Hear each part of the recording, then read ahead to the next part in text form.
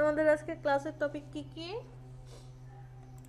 আমরা ইলাস্ট্রেটরের ইন্টারফেস দেখব, কিছু শর্টকাট আছে, শর্টকাট ডিটেলস দেখব, সিলেকশন ডিটেলস, আর যদি সময় থাকে তাহলে আমরা শেপ টুলসটা দেখব। ওকে। আর আরেকটা কথা বলে রাখছি যে এখনকার ক্লাসগুলো একদম মনোযোগ দিয়ে দেখবেন, বাসায় কিন্তু প্রচুর প্র্যাকটিস করতে হবে, অনেক অনেক ডিজাইন দেখতে হবে, আদারওয়াইজ আমরা অলরেডি পিছিয়ে আছি, প্রায় 11টা ক্লাস পিছিয়ে পড়ে গেছি। এতদিনে মার্কেট প্লেসে অ্যাকাউন্ট করে কাজ শুরু করে দেওয়ার কথা, এক মাইক্রো ওয়ার্কার্স আমাদেরকে 10-12 দিনের পিছিয়ে ফালায় দিছে। সো যেটাই হোক না কেন বেশি বেশি প্র্যাকটিস করবেন। সবার কি ইলাস্ট্রেটর সফটওয়্যার ইনস্টল করা হয়েছে ফাহিমা ছাড়া? Yes, ma'am. আচ্ছা, জি ম্যাম। সবারই আছে। আচ্ছা, হয়তো আগে থাকতেই আছে। তো আপনি ইলাস্ট্রেটরের সফটওয়্যার যেটাই ইনস্টল করেন না কেন, ওপেন করার পর একটা ইন্টারফেস আসবে, এরকম একটা ইন্টারফেস আসবে, হয়তো বা কারো উপরে মেনু বার থাকবে, বাম পাশে টুলসগুলো শো করবে, ডানে কন্ট্রোল প্যানেল শো করবে, আর মধ্যে খালি থাকবে। অথবা আমার এই ইন্টারফেসটা এরকমটা শো করছে, আরেকজনেরটা ক্রিয়েট নিউ ওপেন, এই অপশনগুলো এই ডান পাশের উপরে থাকে। কারো কারো আবার এই জিনিসগুলো কোনো কিছুই থাকবে না। যেটা যেমনই হোক না কেন, ইলাস্ট্রেটর ওপেন করার পর আমাদের ফার্স্ট কাজ হচ্ছে নতুন একটা ডকুমেন্ট নেওয়া। আপনি যে কোনো সফটওয়্যারে কাজ করেন, প্রথম কাজ কি, নতুন একটা প্রজেক্ট বা ডকুমেন্ট ক্রিয়েট করতে হয়। কোথায় যাব? ফাইল থেকে নিউ, অথবা ক্রিয়েট নিউ, অথবা কিবোর্ড থেকে কন্ট্রোল এন। ক্লিয়ার? এখানে যে জি ম্যাম। অপশন, যে জিনিসগুলো শো করছে, এগুলো হচ্ছে আমি রিসেন্টলি ব্যবহার, এই ডিজাইনগুলো নিয়ে কাজ করেছি বা সাইজগুলো নিয়ে কাজ করেছি, ওগুলোই শো করছে। ডান পাশে এখানে নাম দেব, সাপোজ আজকে আমাদের ক্লাস কি 39 ওয়াইডার হাইট। আপনার কাজের উপর ডিপেন্ড করে আপনি ওয়াইড হাইট নিয়ে নিতে পারেন, বাট আমি ইলাস্ট্রেটরের ডকুমেন্ট সেটআপের সময় এই ওয়াইড হাইট বা আর্টবোর্ড কতটুকু হবে এটা নিয়ে চিন্তা করি না, বিকজ ইলাস্ট্রেটরে একটা সুবিধা আছে, আপনি চাইলে আর্টবোর্ডকে পরে বাড়াতে পারেন, কমাতে পারেন, আরও অনেকগুলো আর্টবোর্ড অ্যাড করতে পারবেন, অনেকগুলো অ্যাডভান্স অপশন আছে। আপনার ক্যাটাগরিটা কোন অপশনে থাকবে, পিক্সেল, সেন্টিমিটার নাকি ইঞ্চি, এখান থেকে চেঞ্জ করব। ওরিয়েন্টেশন তো বুঝি যে ভার্টিক্যালি নাকি হরিজন্টালি ল্যান্ডস্কেপ হবে। এইখানে একটা জিনিস বেশি আছে বাবা,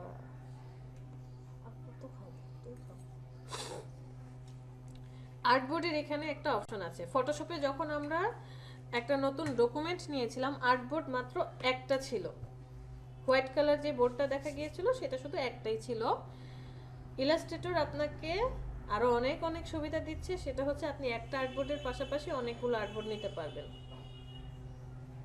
চাইলে অনেকগুলো আর্টবোর্ড নিতে পারবেন।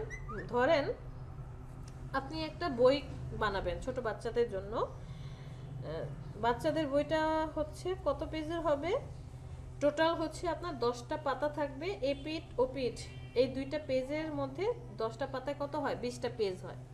তাহলে আপনাকে এখানে আর্টবোর্ড কয়টা নিতে হবে, 20টা। আর্টবোর্ডগুলো কেমন হয় একটু পরে দেখছি, আমি একটা আর্টবোর্ড দিলাম। এখানে ব্লিড জিরো অবস্থায় আছে, এই যে একটা ছোট্ট দুইটা অ্যাঙ্গেলের মতো দেখতে পাচ্ছেন, এটাকে আমরা বলি কি প্রপোর্শন বা লকার বলে, অনেকে অনেকে তালা বলে, যেটা ফটোশপে লেয়ারের পাশে ওই যে উপরে একটা তালার মতো ছিল, এটা যদি লক অবস্থায় থাকে, মানে দুইটা যদি এই অবস্থায় থাকে, আপনি টপ, বটম, লেফট, রাইট যে কোনো এক জায়গায় যে মানটা দিবেন, মানটা শুরু হবে 0 থেকে শুরু করে 0.1, 0.2 এইভাবে দিয়ে 1 পর্যন্ত। ধরেন আমি এখানে দিলাম কত, 0.5, টপে 0.5 লিখলাম, লেখার পর আপনি অন্য কোথাও জাস্ট ক্লিক করেন, সাথে সাথে অটোমেটিক্যালি এই সব জায়গায় চারটা পার্টে কি চলে আসবে, 0.5 চলে আসবে। আর আপনি যদি এই প্রপোর্শনটা এটা যদি উঠে দেন, মানে এভাবে সিলেক্ট করে তালাটা খুলে দেন, এই যে খোলা অবস্থায় আছে, এখন আপনি সিঙ্গেল সিঙ্গেল আলাদা আলাদা সব জায়গায় আলাদা মান বসাতে পারবেন। যেমন এখানে দিলাম 0.1, এখানে দিলাম 0.5, বটমে 0.5, তারপরে এখানে ধরেন দিলাম 0.2, লেফটে 0.2, রাইটে হয়তো বা দিলাম আমি 0.9। আলাদা আলাদাভাবে আপনি কি করতে পারবেন, মান সেট করতে পারবেন। তো আমি একটা কাজ করি, এখানে 0 দেই। আগে হচ্ছে ব্লিড ছাড়া দেখি কেমন হয়, বাকি এই অপশনগুলো একটু পরে দেখছি। ক্রিয়েট করি। আমার একটা ডকুমেন্ট চলে আসছে। এখানে একটা আর্টবোর্ড আছে, হোয়াইট কালারটা হচ্ছে আর্টবোর্ড। হোয়াইট কালার ছাড়া বাকি যা দেখতে পাচ্ছেন এই সবগুলো হচ্ছে ওয়ার্ক স্পেস। এখানে আমরা একটা আর্টবোর্ড নিয়েছি। এখন কন্ট্রোল এন দিয়ে আবার নতুন একটা ডকুমেন্ট নেব। আর্টবোর্ডের এখানে একটা না দিয়ে আমরা দিলাম 10টা।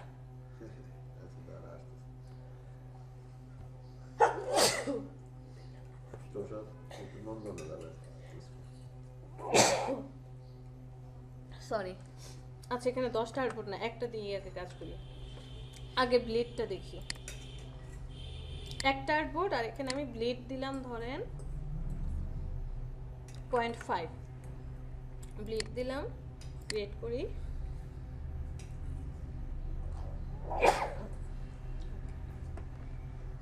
আগের ডকুমেন্ট আর পরের ডকুমেন্টের মধ্যে পার্থক্য কি?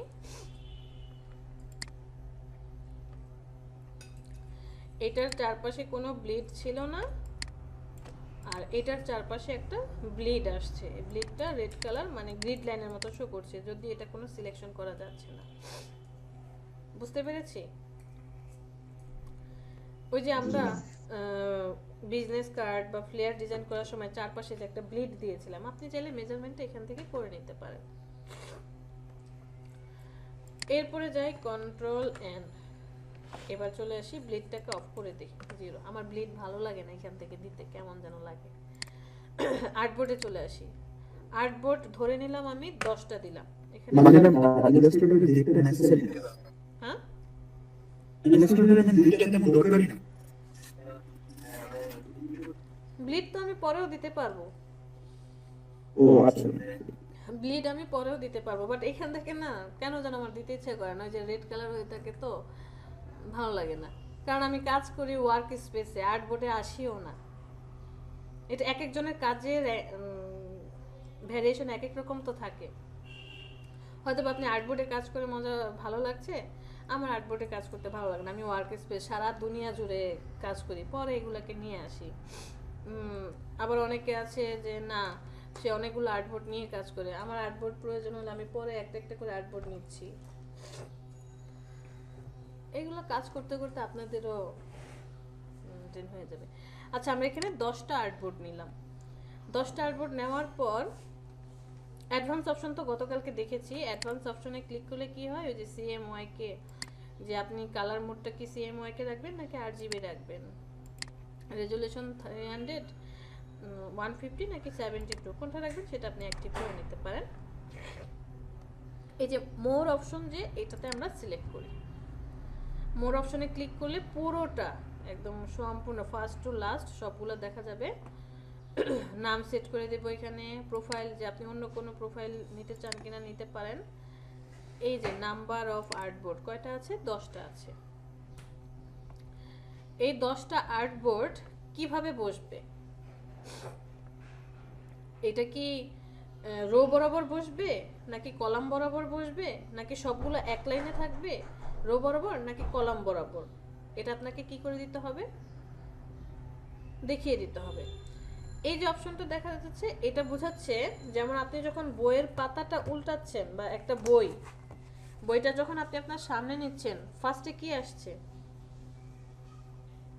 Front page. তারপরে যখন বইয়ের ফার্স্ট পাতাটা উল্টালাম 2টা পেজ আসছে, এরপরে 2 আর 3 নাম্বার পেজ, তারপরে 4 আর 5 নাম্বার পেজ, তারপরে 6 7 নাম্বার পেজ। এরকমটাই তো এটা হচ্ছে, সেইটাই শো করছে যে এই গ্রিড লাইনটা কেমন হবে। 10টা আর্টবোর্ডকে সেইভাবে রাখবে, 1 2 3 4, এবারে 5 6 7 8, অথবা 1 2 3 4 5 6, মানে এইভাবে যাবে। ফার্স্টে এইভাবে যাবে, আবার ঘুরে আসবে, এইভাবে যাবে, আবার ঘুরে আসবে, এইভাবে যাবে।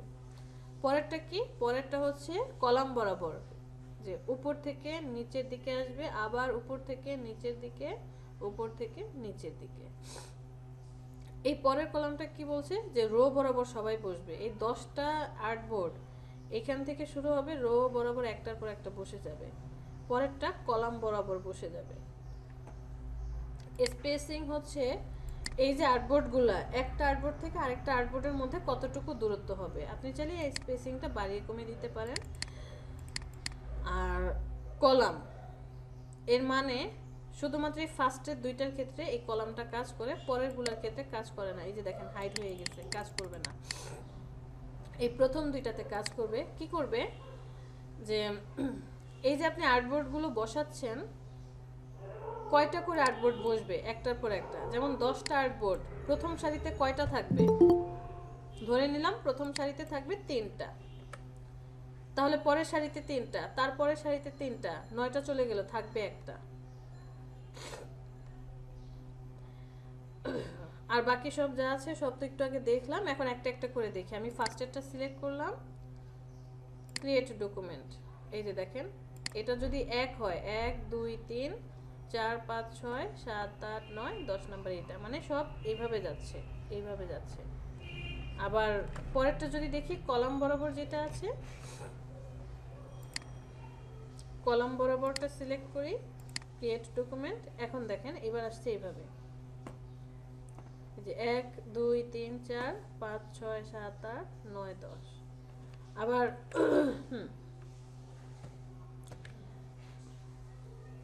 যদি আমি জাস্ট রো বরাবর দেখি তাহলে শুধু রো বরাবর হবে। এই যে দেখেন সব রো বরাবর আসছে। পরেরটা কি কলাম বরাবর, সব কলাম বরাবর থাকবে। আর্টবোর্ডের ব্যাপারটা বুঝতে পেরেছি? জি ম্যাম। কারো প্রবলেম আছে আর্টবোর্ডে? ফাহিমা, উর্মি, নিখাত, সঞ্জনা? না ম্যাম।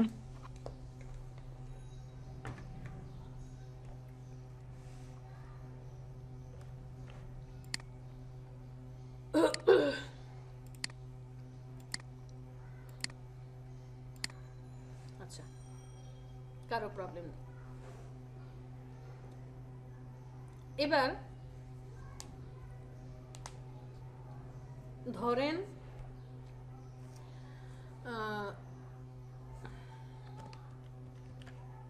আপনি অনেকগুলো আর্টবোর্ড নিয়ে আসছেন, অথবা আপনার কাছে একটা আর্টবোর্ড আছে, আপনার আরো কিছু আর্টবোর্ড প্রয়োজন।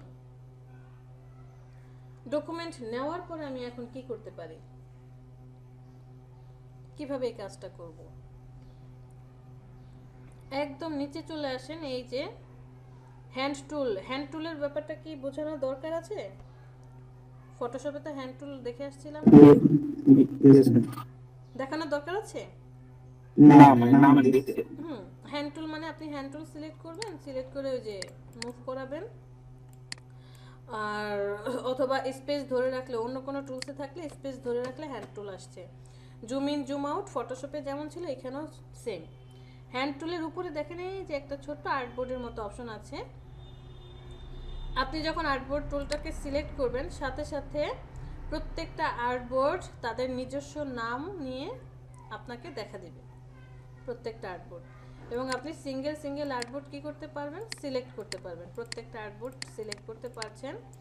যদি আপনার কোনো আর্টবোর্ড প্রয়োজন না হয়, কিবোর্ড থেকে ডিলিটে প্রেস করবেন, ওই আর্টবোর্ডটা ডিলিট হয়ে যাবে।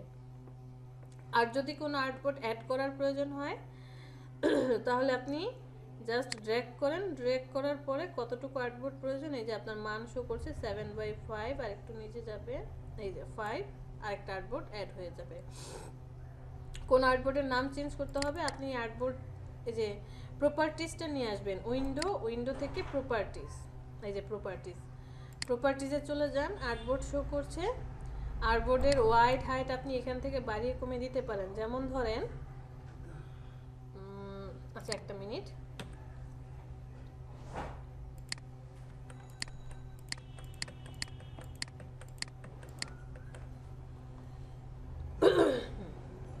আমার এখানে একটা আর্টবোর্ডই আছে। আর্টবোর্ডের সাইজ কত দিয়েছি আমি, 7/5, কিন্তু আমার এখন আর্টবোর্ডটা বড় করতে হবে। আমার আর্টবোর্ড প্রয়োজন A4 পেপারের আর্টবোর্ড প্রয়োজন। A4 পেপারের সাইজ কত? 8.26 হচ্ছে হোয়াইট, আর হাইট কত? 11.69। আর্টবোর্ড বড় হয়ে গেছে। আপনি চাইলে এই আর্টবোর্ডের নাম চেঞ্জ করে দিতে পারেন, এই যে এখান থেকে আর্টবোর্ডের নাম চেঞ্জ করে দিতে পারেন। এই যে ডান পাশে একটা লেয়ার, ফটোশপের লেয়ারের মতো চেহারা, এখানে ক্লিক করলে নতুন আর্টবোর্ড অ্যাড হবে। যতবার ক্লিক করবেন ততগুলো আর্টবোর্ড যোগ হচ্ছে। যদি ডিলিট করতে চান এখান থেকে ডিলিট করেন, অথবা সিলেক্ট করে কিবোর্ড থেকে ডিলিট।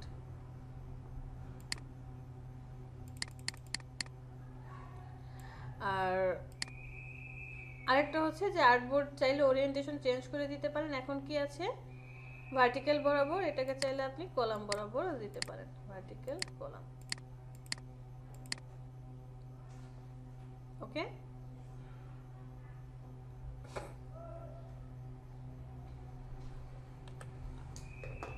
আর্টবোর্ডের ব্যাপারটা বুঝতে পেরেছি। পারবো ইন ফিউচারে যখন আমি কাজ করব, কাজ করার সময় যদি আর্টবোর্ড আমরা মান নিতে ভুলে যাই বা আমার পরবর্তীতে আর্টবোর্ড প্রয়োজন হয়, তাহলে আমরা কি করব? এখান থেকে আর্টবোর্ড নিয়ে নিব। ওকে,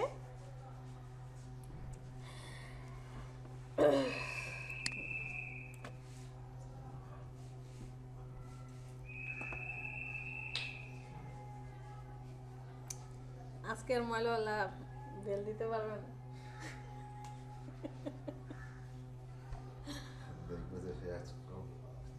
বেল দিলে আজকে ওরে আমি ঝাড়ি মারবো। আচ্ছা, আমরা একটা শেপ নিয়ে নিলাম। দেখেন আমি এখানে যেমন শেপ নিচ্ছি, নেওয়ার পর এখানেও নিতে পারছি। আপনি ওয়ার্ক স্পেস জুড়ে যেখানে খুশি কি করতে পারবেন? শেপ নিতে, সে যে কাজ করতে পারবেন। টোটাল ওয়ার্ক স্পেস জুড়ে আমরা কি করতে পারছি? কাজ করতে পারছি।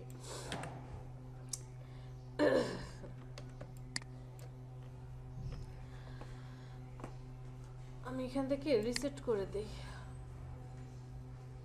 ওরে কি আসে না আসে।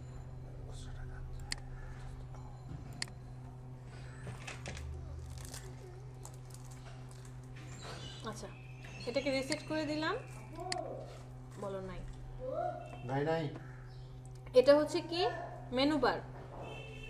উপরেরটা মেনু বার, বাম পাশে কি থাকে? টুলস প্যানেল, ডান পাশে কন্ট্রোল প্যানেল। আবার আমাদের ফটোশপে এই উপরে মেনু বারের পরে একটা কন্ট্রোল প্যানেল ছিল, আমার এখানে শো করছে না। কন্ট্রোল প্যানেলটা আমি কোথায় খুঁজে পাবো? চলে যাবেন উইন্ডো, উইন্ডো থেকে কন্ট্রোল, এই যে কন্ট্রোলে সিলেক্ট করলে কন্ট্রোল প্যানেল।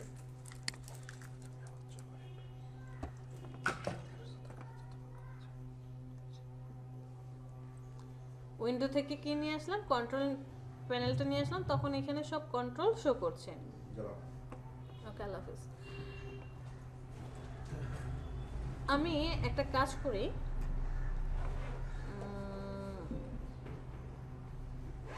এখান থেকে একটা শেপ নিয়ে নেব। ধরেন এই শেপটাই ক্রিয়েট করলাম। এই শেপের কালারটা হোয়াইট কালার, আমি হোয়াইট কালার শেপ চাচ্ছি না, অন্য কোনো কালারের শেপ চাচ্ছি। কালারটা কিভাবে চেঞ্জ করতে পারবো? অনেকভাবে আপনি কালার চেঞ্জ করতে পারবেন। কিভাবে? ফটোশপে কি ছিল? ফরগ্রাউন্ড আর ব্যাকগ্রাউন্ড দুইটা অপশন ছিল। ফরগ্রাউন্ড কালার চেঞ্জ করার জন্য সূত্র দিতে হতো, ব্যাকগ্রাউন্ড কালার চেঞ্জ করার জন্য সূত্র দিতে হতো, সিলেকশন করতে হতো, লেয়ার নিতে হয়, আরও কত কিছু করতে হয়। বাট এখানে আমরা সেই কাজটা করবো না। এখানে দুইটা জিনিস আমরা পাবো, একটা কি? ফিল, আর একটা হচ্ছে স্ট্রোক। ফিল মানে হচ্ছে এই টোটাল বডি জুড়ে কাজ হবে। এই যে বডিটা দেখতে পাচ্ছি, এই বডিতে কালার হবে। আর স্ট্রোক মানে হচ্ছে তার চারপাশে কালার হবে। কয়ভাবে? এই যে বাম পাশে দেখেন, এটা হচ্ছে ফিল আর এটা হচ্ছে স্ট্রোক। জাস্ট আপনি ফিলের উপরে গিয়ে ডাবল ক্লিক করবেন, কালারের স্লট চলে আসবে, আপনি আপনার পছন্দের কালারটা অ্যাড করে নেন। স্ট্রোকের উপরে ডাবল ক্লিক করেন, যেই কালারের স্ট্রোক দিতে চাচ্ছেন স্ট্রোকটাকে অ্যাড করে নেন। কোনো কারণে যদি মনে হয় যে আমার স্ট্রোকটাকে বাড়াতে হবে, তাহলে এই যে প্রপার্টিসের মধ্যে স্ট্রোক, এখানে এসে আপনি আপনার স্ট্রোক বাড়াতে পারেন, ডেমো কিছু দেওয়া আছে, অথবা এখানে ক্লিক করে স্ক্রল করে উপরের দিকে ঘোরালে স্ট্রোক বড় হবে, নিচের দিকে ঘোরালে স্ট্রোক ছোট হবে। না প্রপার্টিসটা মানে কিভাবে আছে? প্রপার্টিসটা কিভাবে নিয়ে আসছি, জি ম্যাম। এই যে উইন্ডো থেকে পিতে চলে যান, প্রপার্টিস।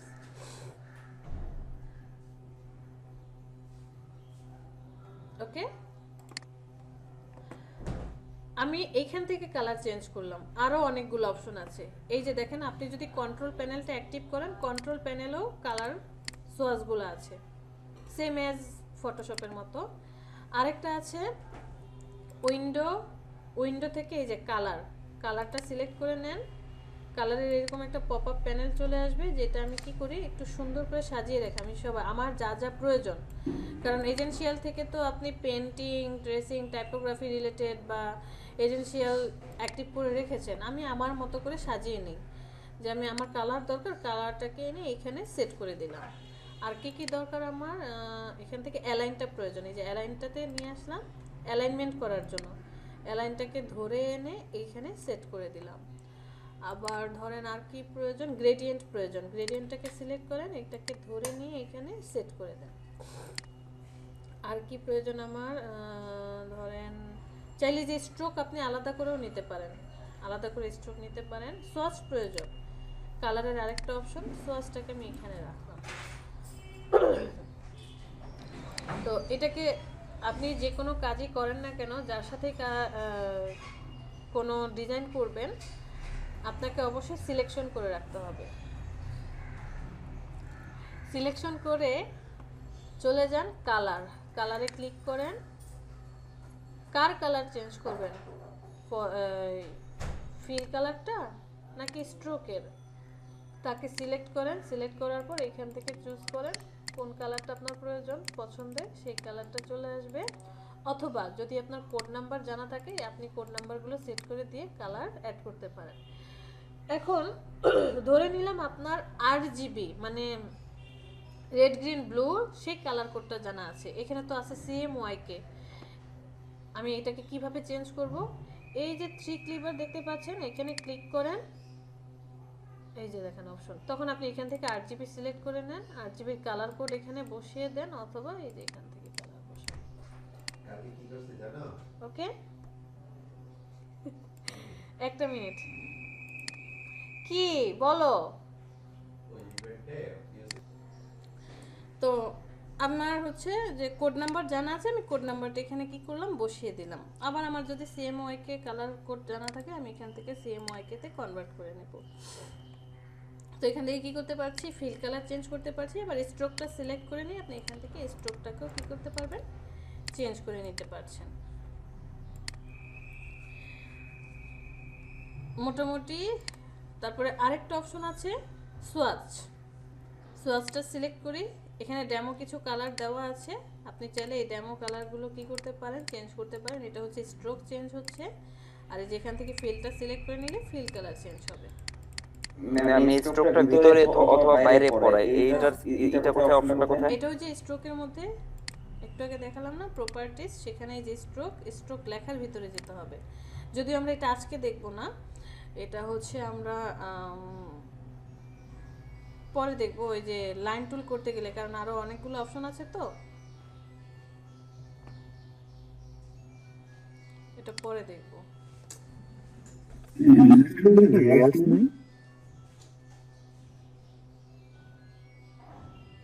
আছে লেয়ার আছে।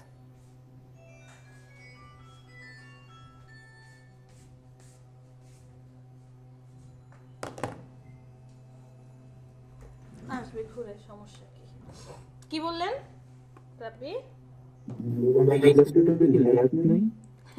আছে অবশ্যই, লেয়ার নিয়ে কথা বলছি না তো, আগে তো কালার শেষ হোক, পরে লেয়ারে চলে যাব। আমার পাশে থাকে না, ওটা দেখি না, আমরা যেটা ইউজ করছি সেটা তো দেখি না, লেয়ারের আচ্ছা আচ্ছা, কালারের বিষয় সবার কাছে কমপ্লিট। কালার নিয়ে কারো কোনো কোশ্চেন আছে? হ্যাঁ উইন্ডোজে আমি প্রপার্টিস খুঁজে পাচ্ছি না। ওহো, উইন্ডোতে চলে যান, সেখান থেকে পিতে চলে আসেন, পি পাথফাইন্ডার, প্যাটার্ন, তারপরে প্রপার্টিজ। নাই ম্যাম, দুইটাই আছে, পাথফাইন্ডার প্যাটার্ন আছে বাট ওটা নাই। কত সফটওয়্যার? 17। সিসি 17। জি ম্যাম।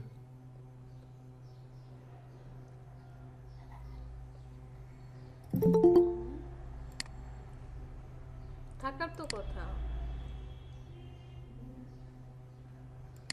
দেখি তো একটু শেয়ার করেন তো রাব্বি।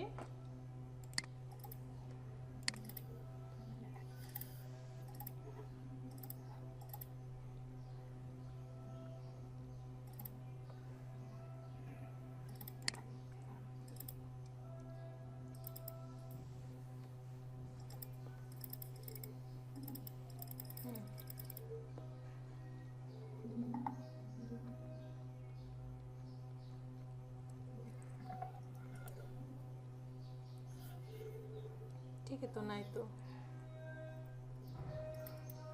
আচ্ছা, কোনো কিছুর ভিতরে আছে নাকি দেখি তো, দাঁড়ান একটা minute. Source library, pathfinder, patterns, না নাই তো। একদম উপরে চলে যান।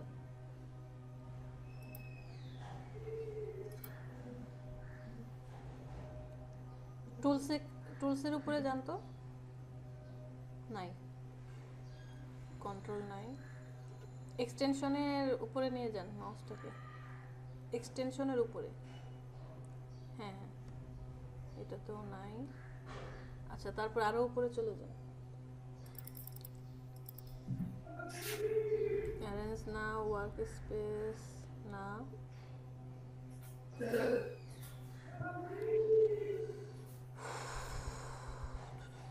প্রপার্টিজ তো এখানে থাকার কথা। এটা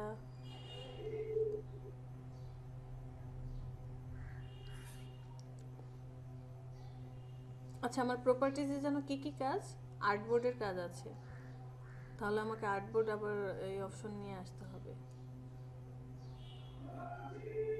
ও আচ্ছা, দাঁড়ান, আছে প্রপার্টিজ। কি জানো রাব্বি, ওই যে দেখেন ডান পাশে, একদম ডান পাশে কালারের প্লেট, তারপরে হচ্ছে সোয়াচের প্লেট, এরপরে হচ্ছে আপনার স্ট্রোক গ্রেডিয়েন্ট। এই যে দেখেন স্ট্রোকের প্লেট আসছে, হ্যাঁ স্ট্রোক আছে। নিচে আসেন library, appearance, graphic style, appearance এখানে আছে। এরপরে নিচে দেখেন অ্যাসেট, এক্সপোর্ট, লেয়ার্স, আর্টবোর্ড। আপনারগুলো হচ্ছে আলাদা আলাদা করে আছে। আচ্ছা, বুঝতে পেরেছেন আমার এখানে কি ছিল? দাঁড়ান একটা মিনিট। আমার প্রপার্টিজ, লেয়ার্স আর লাইব্রেরি এই দুইটা হচ্ছে একসাথে আছে, আর আপনারটা হচ্ছে একটু আলাদা আলাদা করে আছে, যে কারণে বোঝা যাচ্ছে না। আর আপনার প্রপার্টিজের ভিতরে ওই যে আর্টবোর্ড না, এই আর্টবোর্ডটা দেখি এসেট এক্সপোর্ট, এখানে ক্লিক করেন তো। এখানে হুম হুম হুম, না এটা না, এটা অফ করে দেন। লেয়ার্স না, লেয়ার্স আমরা আপাতত করব না, আর্টবোর্ডের উপরে ক্লিক করেন। ওকে, এটা হচ্ছে ওই যে আর্টবোর্ড নিয়ে কাজ করছে, যে অ্যাড করার জন্য, ডিলিট করার জন্য আপনাকে আর কি একটু, এই যে 3 ক্লিবার যে দেখা যাচ্ছে, 3 ক্লিবারের উপরে ক্লিক করেন। 3টা দাগ পরপর, 3টার একটু, হ্যাঁ হ্যাঁ, এই যে দেখেন আপনাকে নতুন আর্টবোর্ড, মানে একটু কষ্ট করে নিতে হবে। আর্টবোর্ড অপশনটাতে ক্লিক করেন, এখানে না, 3টা ক্লিবারে চলে যান, আবার নিচে আর্টবোর্ড অপশন। এই যে দেখেন, তখন আপনার কাছে আর্টবোর্ডের অপশনগুলো চলে আসবে। একটু কষ্ট করে আপনাকে ম্যানুয়ালি কাজ করতে হবে স্যার। ওকে।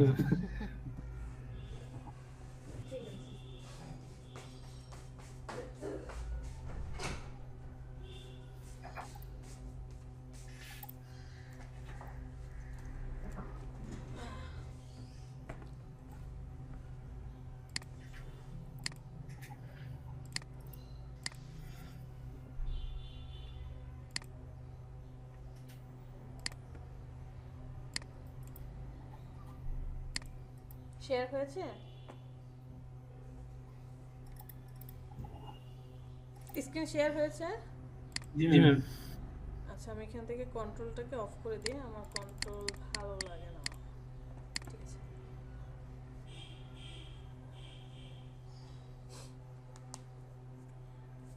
এরপরে আমি একটা শেপ নিয়ে নিলাম আবার।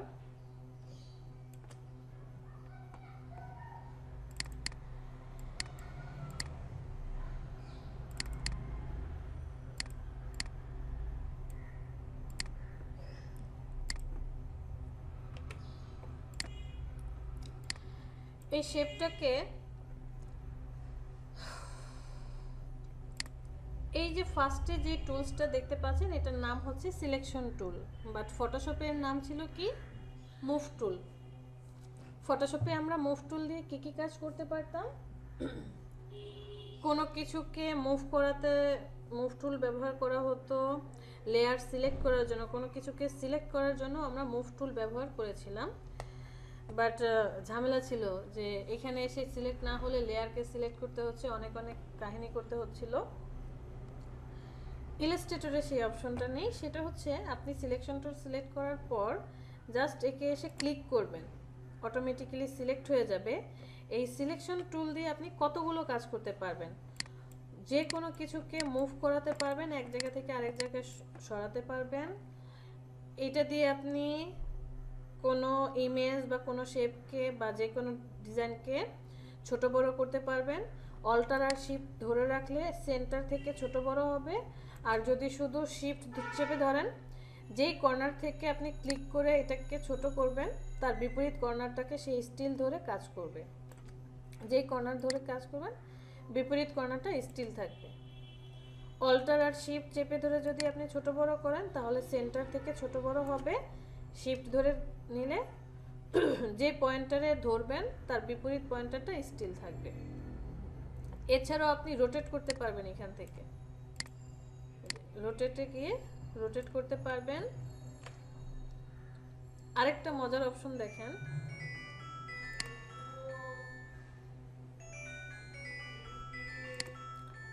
মানে কি যে একটা অবস্থা, একটা মিনিট।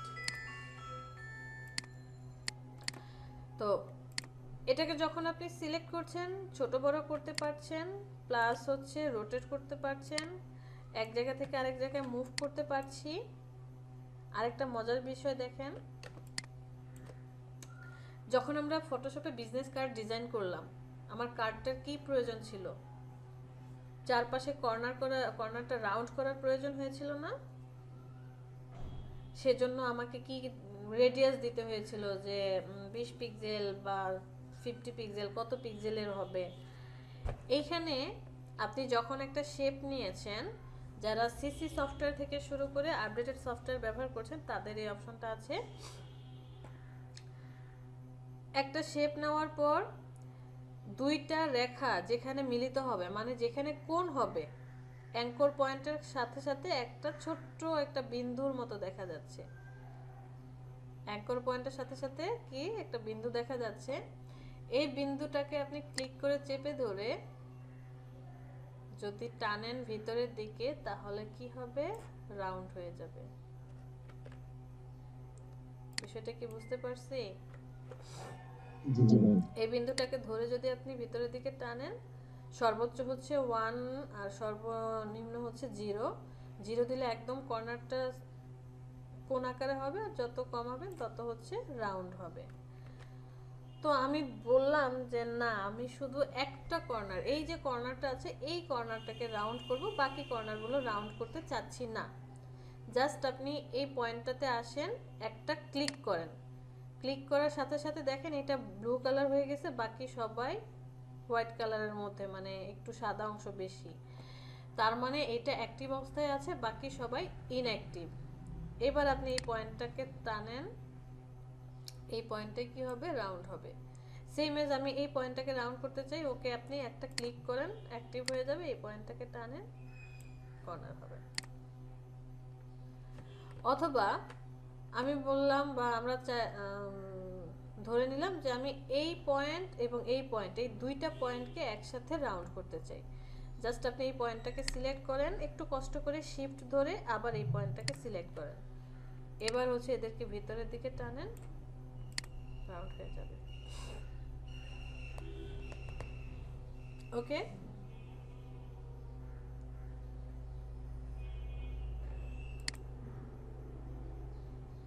বুঝতে বুঝতে পেরেছি? কিছু কিছু ক্ষেত্রে দেখবেন যে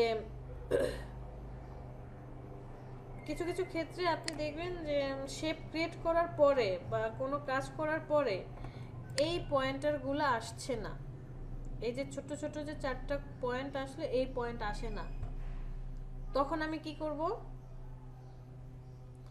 তখন হচ্ছে যে এখান থেকে ডিরেক্ট সিলেকশন টুল সিলেক্ট করার সাথে সাথেই পয়েন্টার চলে আসে। সো আমরা সিলেকশন টুল দিয়ে এই কাজগুলো করতে পারবো।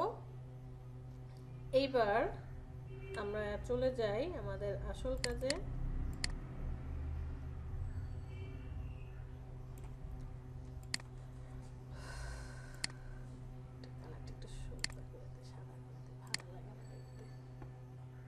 আমরা একটা শেপ নিয়ে নিই।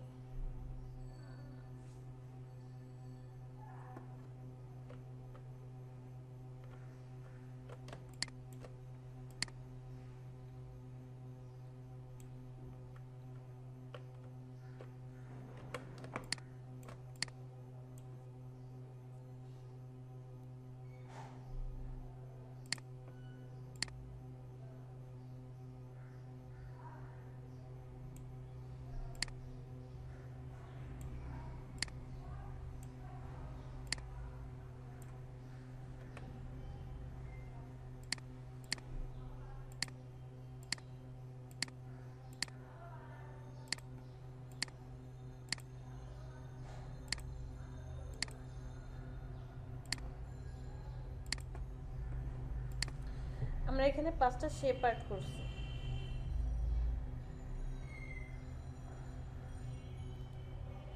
তো বারবার ফটোশপ ফটোশপ বলতে বলতে প্রথম প্রথম আমরা একটু ফটোশপের নাম বেশি বেশি নেব। যখন অভ্যস্ত হয়ে যাব ইলাস্ট্রেটরে তখন আর ফটোশপের নাম নেব না। তো ফটোশপে আপনি কোনো একটা লেয়ারকে বা কোনো একটা শেপকে ইনভিজিবল করার জন্য অথবা লক করার জন্য, যাতে এটা মুভ না করে, কারণ সিলেকশন করলে কি হচ্ছে, এটা সিলেক্ট হয়ে যাচ্ছে প্লাস আমি মুভ করাচ্ছি। চাইলে আমি সবাইকে একসাথে সিলেক্ট করে মুভ করাচ্ছি। এই কাজগুলো করার জন্য আমাদেরকে কি করতে হচ্ছিল? লেয়ার সিলেক্ট করে নিতে হচ্ছিল। অথবা আমি চাই যে এই যে শেপটা আছে এই শেপটা যাতে না নড়ে, এটা যেমন আছে তেমনই থাকুক, এটা যাতে না নড়ে, মুভ না করে, এই জন্য তাকে লক করে রাখছিলাম। একটা তালার মতো অপশন ছিল। এইখানে তো তালার মতো অপশন কোথাও দেখতে পাচ্ছি না। এক্ষেত্রে কি করব? এক্ষেত্রে হচ্ছে আমরা সূত্র ব্যবহার করব। কন্ট্রোল 2। হ্যাঁ, যে আপনি সিলেক্ট যাকে লক করতে চান সিলেক্ট করে কন্ট্রোল 2, অটোমেটিক্যালি এটা কি হয়ে গেছে? লক হয়ে গেছে। আপনি একে সিলেক্ট করতে চান অথবা এই দুইজনকে একসাথে সিলেক্ট করতে চান, কন্ট্রোল 2, অথবা এদের সবাইকে সিলেক্ট করতে চান, সিলেক্ট করেন। দেখুন আপনি যখন সিলেক্ট করছেন শুধু এই দুইজনই সিলেক্ট হচ্ছে, বাকি তিনজন কিন্তু হচ্ছে না। সেই দুইজনকে সিলেক্ট করেন, কন্ট্রোল 2, দেখেন লক অবস্থা হয়ে গেছে, লক। এখন কন্ট্রোল 2 দিয়ে লক করেছি, আনলক করব কি দিয়ে? জাস্ট কন্ট্রোল 2 এর সাথে কন্ট্রোল অল্টার 2 প্রেস করেন, আনলক হয়ে যাবে। সবাই আনলক।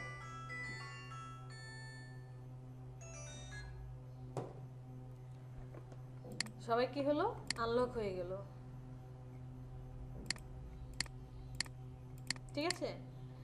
তো এখানে কারো মনে কোশ্চেন আসে নাই যে ম্যাম কেমন যেন বিষয়টা? সব একসাথে আনলক হলো, কেমন লাগলো না? আপনি সূত্র প্রয়োগ করে সিঙ্গেল সিঙ্গেল লক করতে পারলেও সিঙ্গেল সিঙ্গেল আনলক করতে পারবেন না। দেখেন একটা একটা করে আমি এটাকে সিলেক্ট করলাম, লক করলাম, এটাকে সিলেক্ট করলাম, লক করলাম, লক লক লক, সবাই লক হয়ে গেল। বাট যখনই কন্ট্রোল অল্টার 2 দিচ্ছেন একসাথে সবগুলো আনলক হয়েছে। আবার হাইড করার জন্য সূত্র হচ্ছে কন্ট্রোল 3, যা আমরা ফটোশপে চোখ বন্ধ করে, আই বন্ধ করে কি করতাম? হাইড করতাম। সিঙ্গেল সিঙ্গেল আপনি হাইড করে দিচ্ছেন বা একসাথে হাইড করছেন, বাট যখনই কন্ট্রোল অল্টার 3 দিয়ে আনহাইড করবেন তখন সবাই একসাথে আনহাইড হবে বা সবাইকে একসাথে ভিজিবল করবে। সো আপনি সূত্র প্রয়োগ করে সিঙ্গেল সিঙ্গেল লক অথবা হাইড করতে পারবেন, বাট সূত্র প্রয়োগ করে সবাইকে একসাথেই আনলক বা আনহাইড করতে হবে। এক্ষেত্রে একটু কষ্ট করে উইন্ডো থেকে লেয়ার্স অথবা এই যে ডান পাশে লেয়ার্স এখানে সিলেক্ট করেন, লেয়ারের প্যানেলটা চলে আসবে। এই লেয়ারের প্যানেল থেকে আপনি কি করতে পারবেন, আলাদা আলাদা কাজ করতে পারবেন। দেখেন ইলাস্ট্রেটর কতটা অ্যাডভান্স। এখানে আসার পর আমরা দেখতে পাচ্ছি কি একটা লেয়ারের মধ্যে সবগুলো ডিজাইন হয়ে গেছে, রাইট? এই যে একটা লেয়ারের মধ্যে সবগুলা ছোট ছোট বক্স দেখা যাচ্ছে। তাহলে মাথায় আসতে পারে না যে তা আমি এদেরকে সিঙ্গেল সিঙ্গেল কিভাবে নাড়াচ্ছি? একটা লেয়ারে থাকলে তো সব একসাথে মুভ করার কথা ছিল। ফটোশপে তো এরকমই হয়েছিল যে একটা লেয়ারের মধ্যে যখনই আমি দুইটা বা তিনটা ডিজাইন করে ফেলছি বা এই পাঁচটাই একসাথে, তার মানে সবাই একসাথে মুভ হচ্ছিল। বাট এখানে আমি সিঙ্গেল সিঙ্গেল কি করাতে পারছি, মুভ করাতে পারছি, কারণ ও এতটাই অ্যাডভান্স। লেয়ার একটা শো করছে, এই লেয়ারে এই যে অ্যারো চিহ্নটা এখানে ক্লিক করেন, প্রত্যেকটা আলাদা আলাদা সাব লেয়ারে আছে। এখান থেকে আপনি যেমন হাইড করতে পারবেন চোখ বন্ধ করে, তেমন লকও করতে পারবেন। এই যে এখানে সিলেক্ট ক্লিক করলে লক হয়ে যাবে। সো যদি আপনি সিঙ্গেল সিঙ্গেল লক করতে চান তাহলে সূত্র প্রয়োগ করেন, হাইড করতে চান সূত্র প্রয়োগ করেন, বাট সিঙ্গেল সিঙ্গেল যদি আনলক আনহাইড করতে চান একটু কষ্ট করে লেয়ারে আসতে হবে। যদিও আমরা লেয়ারে আসি না, লেয়ারের কথা একদমই ভুলে যাবেন। লেয়ার মেনটেনই করব না আমরা, লেয়ার অটোমেটিক্যালি ব্যাকগ্রাউন্ডে কাজ করবে।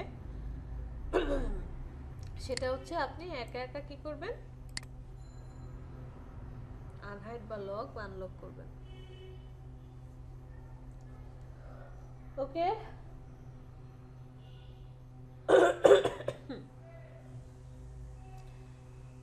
এখন লেয়ার পেয়েছেন রাব্বি?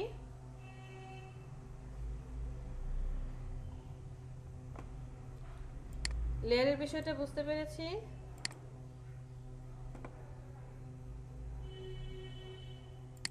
স্যারেরা আমার, ম্যাডামেরা, বুঝতে পারছি। লেয়ারটাকে অফ করে রাখি, আমার লেয়ারের কোনো দরকার নেই। আমি এখানে এখন কি করতে চাই, এখন আমি এখানে অ্যালাইনমেন্ট নিয়ে কথা বলবো। চলেন অ্যালাইনমেন্টে চলে যাই।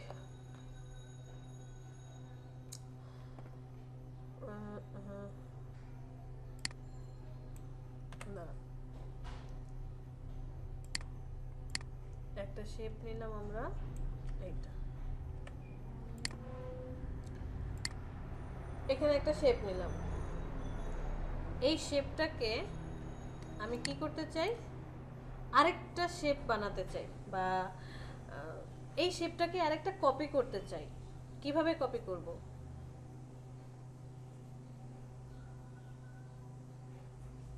কিভাবে কপি করব? অল্টার সেভে নিয়ে গেলে হবে না? অবশ্যই হবে, কেন হবে না? আমরা এখানে কয়েকভাবে কপি করতে পারবো, কন্ট্রোল জে ছাড়া। কন্ট্রোল জে এখানে তো কন্ট্রোল জে হয় না। না, এখানে কন্ট্রোল জে হবে না। কন্ট্রোল জে ছাড়া আমরা অনেকভাবেই কপি করতে পারবো। ফার্স্টে আপনি এটাকে কন্ট্রোল সি দিয়ে কপি করবেন, কন্ট্রোল ভি দিয়ে পেস্ট করবেন। কন্ট্রোল ভিতে পেস্ট করলে এই যে আমার মাউসটা দেখেন, মাউসটা কোথায় আছে, এইখান থেকে এই যে যতটুকু ভিজিবল আছে, সেটা হোক আর্টবোর্ড ওয়ার্ক স্পেস, এই যতটুকু ভিজিবল আছে এই ভিজিবলটার একদম মিডলে হচ্ছে পেস্ট করে। আপনি এটাকে কপি করেছেন, এরপরে কন্ট্রোল ভি দিয়ে পেস্ট করবেন, একদম মিডলে পেস্ট করবে। আরেকটা হচ্ছে আপনি ওকে কপি করেছেন কন্ট্রোল সি দিয়ে, কন্ট্রোল এফ, এফ মানে ফ্রন্টে পেস্ট করে, যেখানে আছে সেখানেই থাকবে, জাস্ট কন্ট্রোল এফ দিলে ফ্রন্টে পেস্ট হবে। কালারটা চেঞ্জ করে দিই তাহলে ডিফারেন্সটা বুঝতে পারবো। সাপোজ এই কালারটা করে দিই, এবার একটু সরায় দেন, এই যে দেখেন ফ্রন্টে পেস্ট হয়েছে। আবার ওকে আপনি কপি করেছেন কন্ট্রোল সি দিয়ে, এবার কন্ট্রোল বি, বিতে মানে ব্যাক, পিছনে, পিছনে পেস্ট করবে। কালার চেঞ্জ করে দিই একটু, দেখেন পিছনে পেস্ট হয়েছে। যে ওকে আমি সরায় নিয়ে আসি, ওই যে দেখেন পিছন থেকে বের হচ্ছে। কয়টা অপশন দেখলাম? 3টা অপশন। একটা হচ্ছে কন্ট্রোল সি কন্ট্রোল ভি, আরেকটা হচ্ছে ফ্রন্টে পেস্ট করছি কন্ট্রোল সি কন্ট্রোল এফ, আরেকটা হচ্ছে ব্যাকে পেস্ট করছি কন্ট্রোল সি কন্ট্রোল বি। আপনার কাজ করার সময় হতে পারে যে কখনো ফ্রন্টে পেস্ট করতে হবে, কখনো ব্যাকে পেস্ট করতে হবে, অথবা কখনো সেন্টারে পেস্ট করতে হবে। আর আরেকটা অপশন হচ্ছে জাস্ট অল্টার ধরে আপনি কি করবেন, এটাকে কপি করবেন। অল্টার ধরে নিয়ে গেলেই কি হবে, এটা কপি হয়ে যাবে।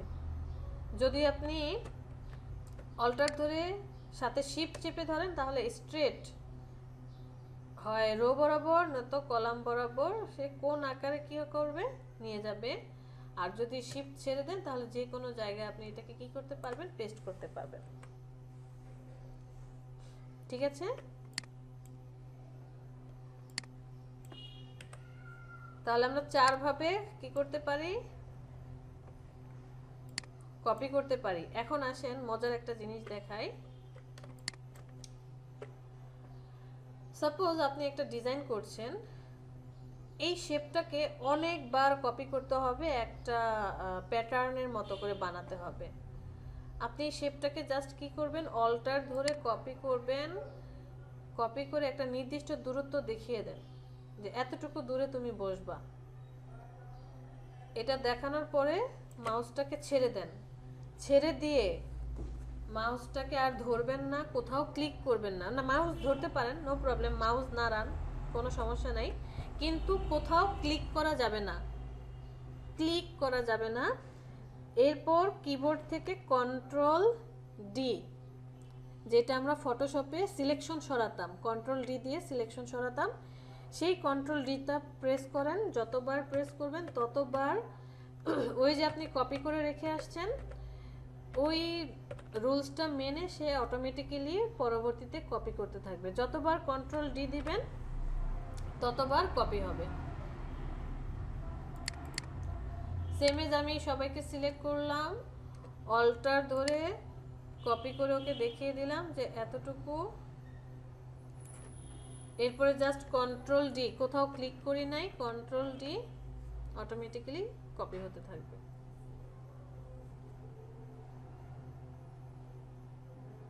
ঠিক আছে? ম্যাম হুম, বলেন।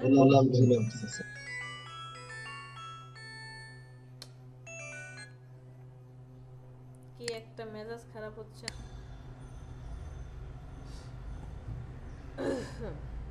আমরা এভাবে কপি করতে পারবো।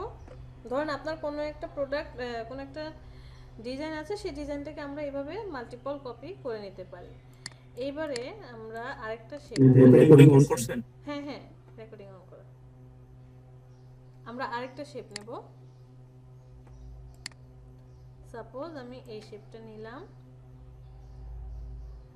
তারপরে হচ্ছে এখানে আরেকটা শেপ নেব, আরেকটা শেপ নেব, আরেকটা শেপ নেব, ছোট্ট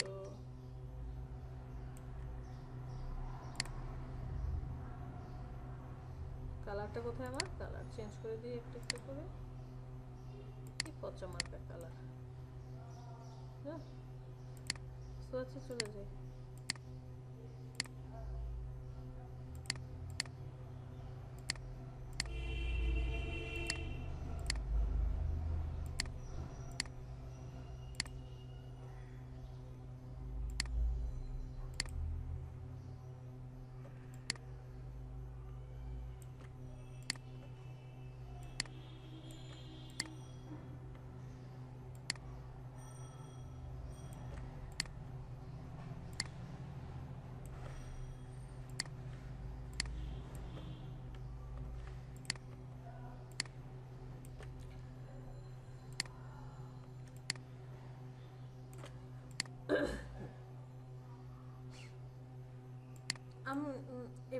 আসলাম, একটু কাছাকাছি আনি।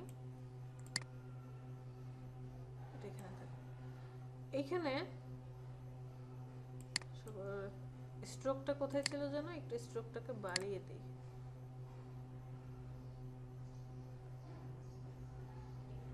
দশ পিটি করে দিলাম।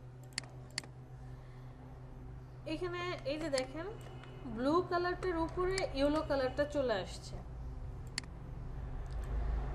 আবার রেড কালারেরটা চলে আসছে, পিঙ্ক বেগুনি কালারটা, আবার এই একটু মিষ্টি কালারটাও আছে।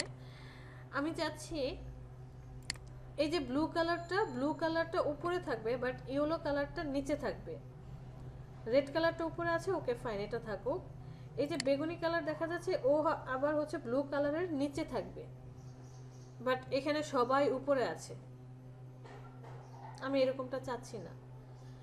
তাহলে আপনি যাকে নিচে নিতে চাচ্ছেন অথবা যে শেপটাকে আপনি উপরে বা নিচে যেখানেই বসাতে চান তাকে সিলেক্ট করেন।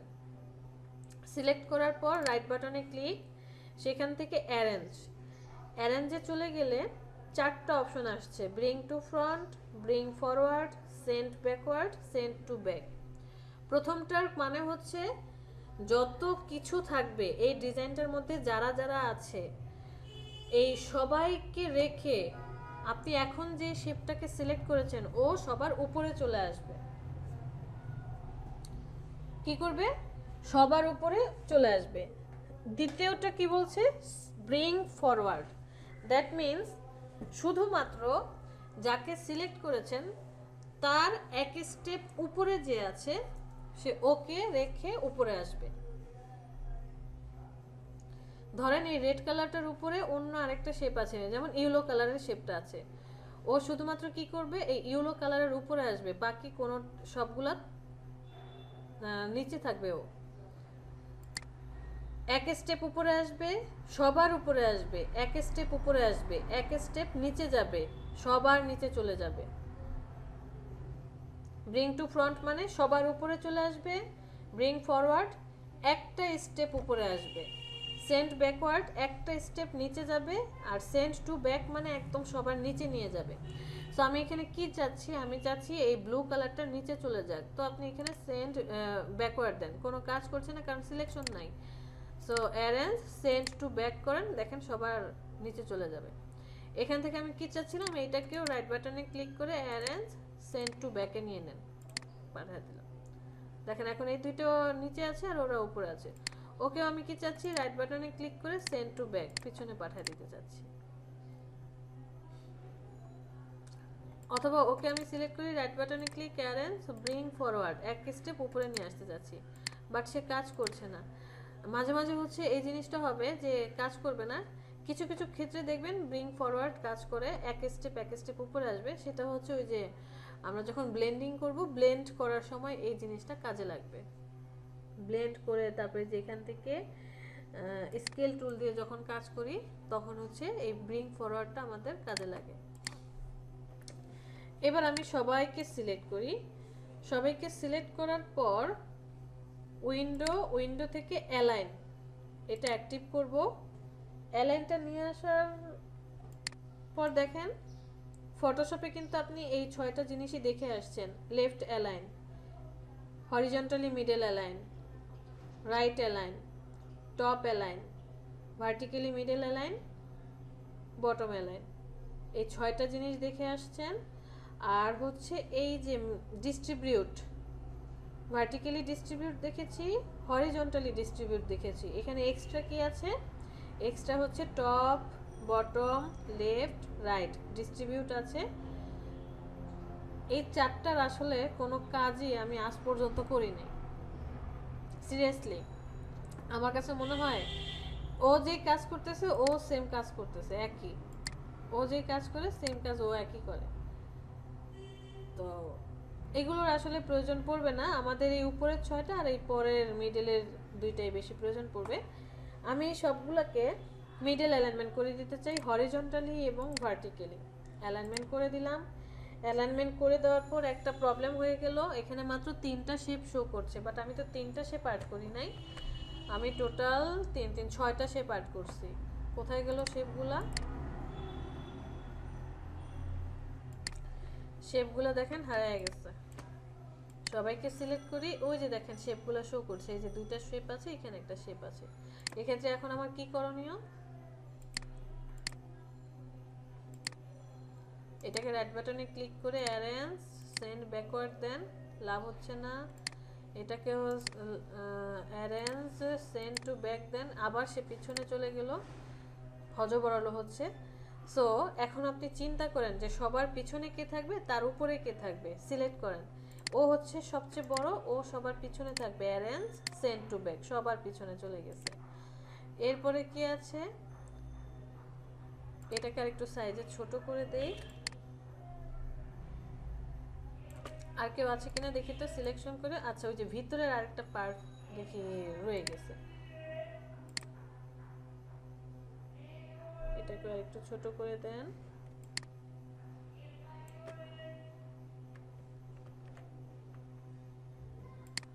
এবার আমি এই ব্লুটাকে শিফট ধরে গ্রিন, রেড, তারপরে ভায়োলেন্ট, তারপরে হচ্ছে ইয়েলো, রাইট বাটনে click, arrange, send to back, সবার পিছনে পাঠিয়ে দিলাম। এখন দেখেন একদম 6টাই আছে, সবাই আছে।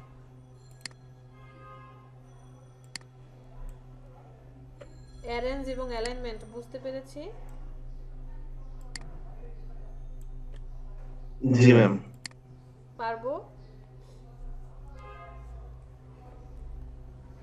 জি ম্যাম। ওকে, ঠিক আছে, অ্যারেঞ্জ এবং অ্যালাইনমেন্ট পারবো। এরপরে এটাও দেখলাম কপি করতে হয় কিভাবে, কন্ট্রোল ডি দিয়ে। ওকে ফাইন, একটা কাজ করি,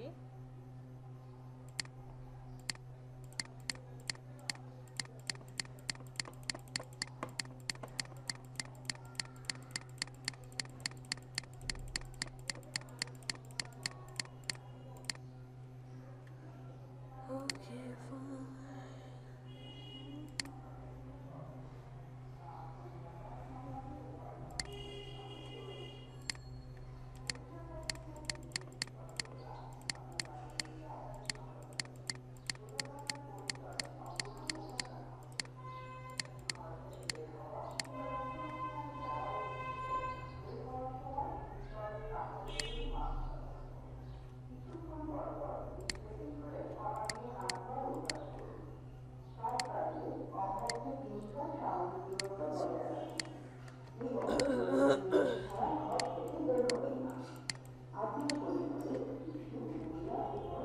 আমরা আরেকটা শেপ নিয়ে নিলাম।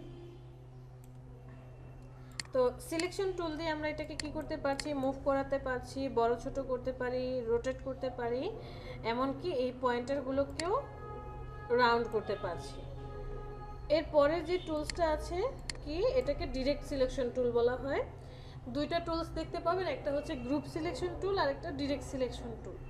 গ্রুপ সিলেকশন টুলটার কাজ আগে দেখি। গ্রুপ সিলেকশন টুল মানে হচ্ছে আপনি কোনো একটা শেপ ক্রিয়েট করেছেন, বানিয়েছেন, ওই শেপটার উপরে গিয়ে যখন আপনি সিলেক্ট করবেন, সাথে সাথে যতগুলো অ্যাঙ্কর পয়েন্ট আছে এবং এর বেজ লাইন বলা হয়, এই যে ব্লু কালার যে লাইনটা দেখতে পাচ্ছি, এটাকে বেজ লাইন বলা হয়। যে যতগুলো অ্যাঙ্কর পয়েন্ট আছে, সেই অ্যাঙ্কর পয়েন্ট এবং বেজ লাইনটা আপনাকে শো করবে। এটা হচ্ছে গ্রুপ সিলেকশন টুলের কাজ। প্লাস ও মুভ করাতে পারে সিলেকশন টুলের মতো, এছাড়া আর কোনো কাজ করছে না। বাট ভেরি ইম্পর্টেন্ট হচ্ছে ডিরেক্ট সিলেকশন টুল। বলেন ডিরেক্ট সিলেকশন টুলের কাজ কি ছিল ফাহিমা? দেখি তো মনে আছে কিনা, ফটোশপকে কতটা ভালোবেসেছেন? ম্যাম সিলেক্ট করে মুভ করা যেত অ্যাঙ্কর পয়েন্ট ধরে। রাইট, যে আমি এটাকে কোনো অ্যাঙ্কর পয়েন্টকে সিলেক্ট করে আমি এটাকে কি করতে পারছিলাম, মডিফাই করতে পারছিলাম, অথবা একসাথে শিফট ধরে, হ্যাঁ, অথবা শিফট ধরে একসাথে আরেকটু মডিফাই করতে পারছিলাম। এতটুকু আমরা ফটোশপে দেখে আসছি, গুড, ম্যাচ করে গেছে। বাট ইলাস্ট্রেটরে নতুন কি আছে এটা তো আমরা জানি, আরেকটু নতুন কি আছে ইলাস্ট্রেটরে? আমি কন্ট্রোলটাকে নিয়ে আসি, ডিরেক্ট সিলেকশন টুলটা সিলেক্ট করলাম।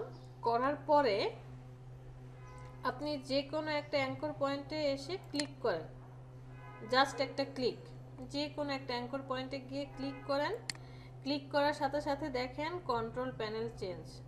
আগে ছিল কেমন এরকমটা, ডিরেক্ট সিলেকশন টুল দিয়ে যখনই একটা অ্যাঙ্কর পয়েন্টে ক্লিক করেছেন সাথে সাথে কন্ট্রোল প্যানেল চেঞ্জ। এখানে মেইনলি কাজে লাগে এই যে এই দুইটা, ফার্স্টের যেটা আছে কনভার্ট, এটা হচ্ছে কোণ করে দিবে, আর পরেরটা বলছে রাউন্ড করে দিবে। রাউন্ডে ক্লিক করেন, এখানে ক্লিক করার সাথে সাথে দেখেন এই পার্টটা কি হয়ে গেল, রাউন্ড হয়ে গেল। এখন আপনি অ্যাঙ্কর পয়েন্টকে কি করতে পারেন, মুভ করতে পারবেন, মডিফাই করতে পারবেন। আবার এই অ্যাঙ্কর পয়েন্টের হ্যান্ডেলটাকে ধরে আপনি কি করতে পারছেন, ডিজাইন করতে পারছেন। আবার যদি সিঙ্গেল সিঙ্গেল হ্যান্ডেল ধরে কাজ করতে চান, একটু কষ্ট করে অল্টারটা চেপে ধরে তারপরে হচ্ছে যে শুধু এই হ্যান্ডেলটা নিয়ে কাজ করবেন নাকি এই হ্যান্ডেলটা নিয়ে কাজ করবেন, আপনি সিঙ্গেল সিঙ্গেল তখন হ্যান্ডেলগুলো নিয়ে কি করতে পারবেন, কাজ করতে পারবেন। ওকে, তারপরে হচ্ছে ধরেন আমি এই পয়েন্টটাকে সিলেক্ট করলাম, সিলেক্ট করার পর রাউন্ড করে দিলাম। আবার এই পয়েন্টটাকে সিলেক্ট করলাম, সিলেক্ট করার পর রাউন্ড করে দিলাম, রাউন্ড হয়ে গেল। এটাকে চাইলে আপনি মুভ করে আবার ঠিকঠাক করে কাজ করাতে পারেন, যে না একটু শেপটা ঠিকঠাক করি। তো এই যে পরবর্তীতে যে হ্যান্ডেল দেখতে পাচ্ছেন, হ্যান্ডেল এখন এই অবস্থায় আছে, এটা সিলেক্ট করে নিলে হ্যান্ডেলগুলা কি হবে, এই যে একা একাই, এখন আর অল্টার চেপে ধরতে হবে না। একটু আগে আমি অল্টার চেপে ধরে কাজ করছিলাম, মানে এখন আপনি সিঙ্গেল হ্যান্ডেল নিয়ে কাজ করবেন, এই যে অল্টার চাপার দরকার নেই, পরেরটা কাজ করবে না। বাট এটা যদি অ্যাক্টিভ থাকে তখন হচ্ছে দুইটা হ্যান্ডেল একসাথে মুভ করবে অ্যাঙ্কর পয়েন্ট সহকারে। অ্যাঙ্কর পয়েন্ট ডিলিট করতে চান, যেই অ্যাঙ্কর পয়েন্ট সিলেক্ট অবস্থায় আছে এখানে ক্লিক করবেন, ডিলিট হয়ে যাবে। যদি কোনো অ্যাঙ্কর পয়েন্টের মধ্যে বেসলাইনকে কাটতে চান এখানে ক্লিক করেন, এসে এই অ্যাঙ্কর পয়েন্ট দিয়ে সে কী করবে, ওই অ্যাঙ্করের যেই বেসলাইনটা আছে ডিলিট করে দিবে। যে দেখেন এটা সব আলাদা হয়ে গেছে।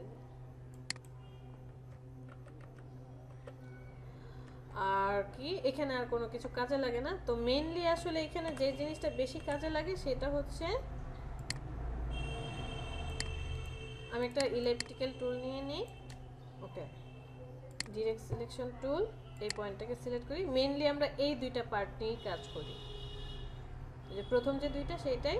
এই পয়েন্টটাকে সিলেক্ট করলাম, সিলেক্ট করে আমি এখানে কোণ দিয়ে দিলাম, এই যে কোণ আকার হয়ে গেল। আমার একটা এখানে একটু লম্বা করে টেনে দিই, পাতার মতো হয়ে গেল।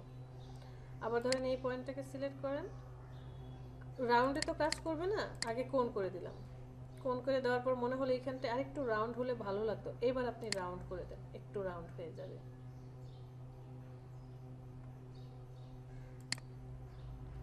কোণ করে দেন, প্রয়োজনে এটাকে আবার কোণ আকারে করে দেন, এটাকে আবার কোণ আকারে করে দেন।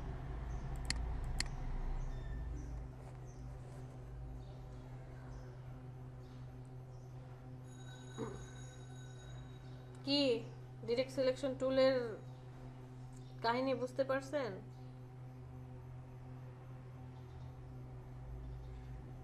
জি ম্যাম।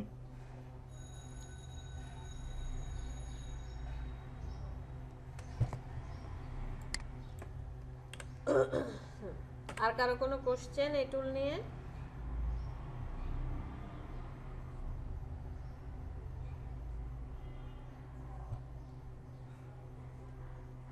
আজকে কি বাহিরে রোদ উঠছে?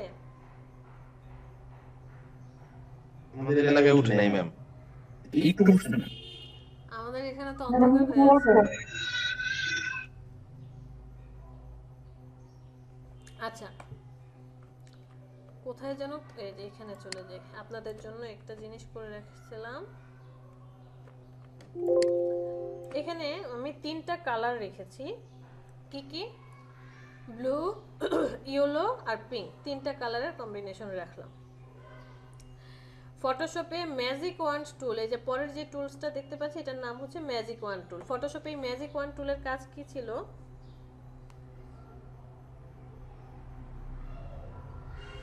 Automatic selection.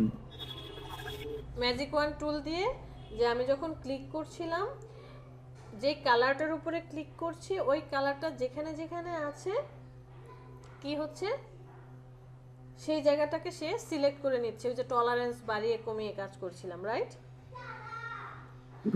এখানে ম্যাজিক টুলটা কি করে দেখেন, আমি একটু দূরে যাই, কোনো কিছুই তো সিলেকশন হচ্ছে না। বা এখানে আসি, এটা তো সিলেকশনের মতো হয়ে যাচ্ছে, কিছুই তো হচ্ছে না। এইখানে ম্যাজিক ওয়ান টুলটা হচ্ছে মজার একটা কাজ করে। ধরেন আপনি কোনো ছবি এনে ভেক্টরে কনভার্ট করেছেন, অথবা এমন একটা কালার আছে যে কালারটা আপনি যে ওই কালারটা যেখানে যেখানে আছে টোটাল ওয়ার্ক স্পেস জুড়ে, এই পুরোটা ওয়ার্ক স্পেস জুড়ে যেখানে যেখানে এই কালারটা আছে সেই কালারটাকে আপনি সিলেক্ট করতে চাচ্ছেন। তো সিলেকশন টুল দিয়ে পার্ট বাই পার্ট আলাদা আলাদাভাবে সিলেক্ট করতে গেলে আমার অনেক সময় লেগে যাবে। এমন হতে পারে যে ডিজাইনটার মধ্যে সূক্ষ্ম থেকে সূক্ষ্ম, ছোট থেকে অনেক ছোট থাকতে পারে শেপটা। আপনি ম্যাজিক ওয়ান টুলটা সিলেক্ট করবেন, জাস্ট কালারটার উপরে এসে ক্লিক করেন, অটোমেটিক্যালি ওই কালারটা যেখানে যেখানে থাকবে এই টোটাল ওয়ার্ক স্পেস জুড়ে সব কালার সে কি করবে, সিলেক্ট করে নেবে। ক্লিয়ার? দেখেন এই যে এইখানটা ওর সিলেক্ট করে নিছে। আবার এই পিঙ্ক কালার ইয়েলো কালারটাকে সিলেক্ট করি, ইয়েলো কালারটা যেখানে যেখানে আছে সেখানটা সে সিলেক্ট করে নিচ্ছে। ব্লু কালারটাকে সিলেক্ট করি, দেখেন ওই যে এইখানকার ব্লু নিয়ে নিছে। গোলাপি কালারটাকে সিলেক্ট করি, মজার না বিষয়টা? এই বিষয়ে অনেক সময় তো ব্যাকগ্রাউন্ডেও ধরেন পিঙ্ক থাকে অথবা ইমোজটা তো পিঙ্ক থাকলো, তখন তো দুটোকে ভ্যানিশ করে দেবে, এমন কোনো ইয়া নাই যে দুইটা কালার সিলেক্ট করা যাবে। সেই ক্ষেত্রে হচ্ছে আমরা ওই যে লক করে নেব। মইরা যাবো, আমি এখন ফোন বন্ধ করে দেব। সেক্ষেত্রে হচ্ছে ধরেন এই যে আমি যখন এখানে যখন ম্যাজিক ওয়ান টুলটা দিয়ে এই কালারটা সিলেক্ট করছি, অটোমেটিক্যালি এই কালারটা এই যে সিলেক্ট হয়ে যাচ্ছে, তাই না? বাট আমি চাচ্ছি এটা সিলেক্ট না হোক, এই কালারটা যাতে সিলেক্ট না হয়, তাহলে আমাকে কি করতে হবে, এই কালারটাকে লক করে রাখতে হবে। কন্ট্রোল টু দিয়ে আপনি লক করে রাখেন, এরপরে ম্যাজিক ওয়ান টুল দিয়ে সিলেক্ট করেন, এটা হবেই না। আপনি শেপটাকে লক করে রাখেন, তাহলে আর প্রবলেম হবে না। অথবা আপনি এতটুকুকে সিলেক্ট করেন, সিলেক্ট করার পর ম্যাজিক ওয়ান টুল দিয়ে জাস্ট এটা সিলেক্ট করেন, এই যে শুধুমাত্র এতটুকুই সিলেক্ট হয়েছে, এইটা আর সিলেক্ট হয়নি। এখানে দুইটা কাজ করতে পারবেন, হয় আপনি লক করে রাখবেন, নয়তো যতটুকুর মধ্যে আপনি কালারটা রেঞ্জ ধরতে চাচ্ছেন ওই অতটুকু আপনাকে সিলেকশন করে নিতে হবে। এখন এইখানে আমার জন্য সুবিধা হয়েছে যে শেপটা একদম একটা বক্সের মতো ছিল। যদি এরকমটা না হয়ে শেপগুলো এমন হতো, ধরেন এরকম একটু বাঁকা, এরকম যদি কোনো একটু এলোমেলো হতো তাহলে কি হতো? তাহলে কি আমি কাজটা করতে পারতাম? সিলেকশনটা কি ঠিকভাবে করতে পারতাম? প্রবলেম হতেই পারে। সেক্ষেত্রে বেটার হয় আপনি লক করে রাখলে। বাট যখন যেভাবে আপনার সুবিধা আপনি সেভাবেই কাজ করেন। ওকে উর্মি? জি ম্যাম, বুঝতে পারছি। আচ্ছা, এটা তো লক করে রাখছি, কন্ট্রোলটা 2। এবার আসি, ল্যাসো টুলের কাজ কি ছিল?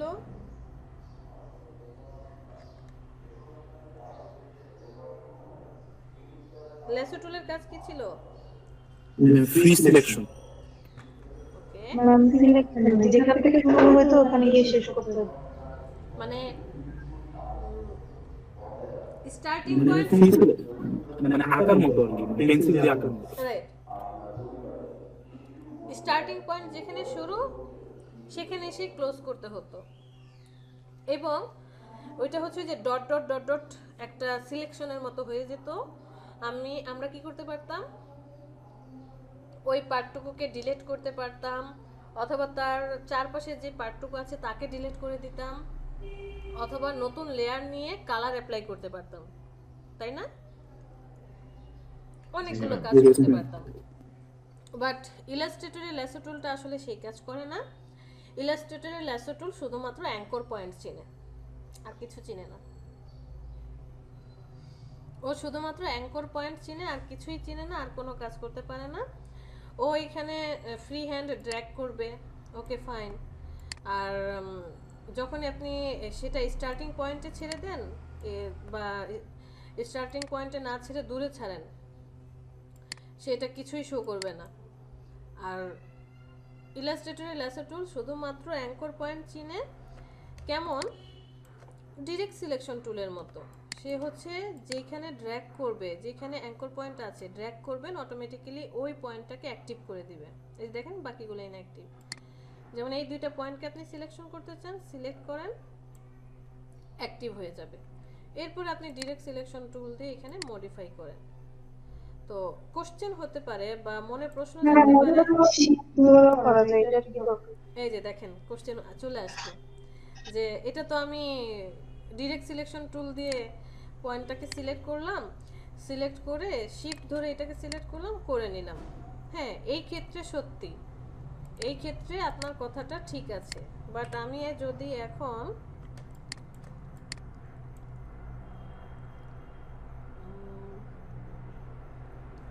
ডিলিট করে দিই, এগুলো সব ডিলিট করে দিই।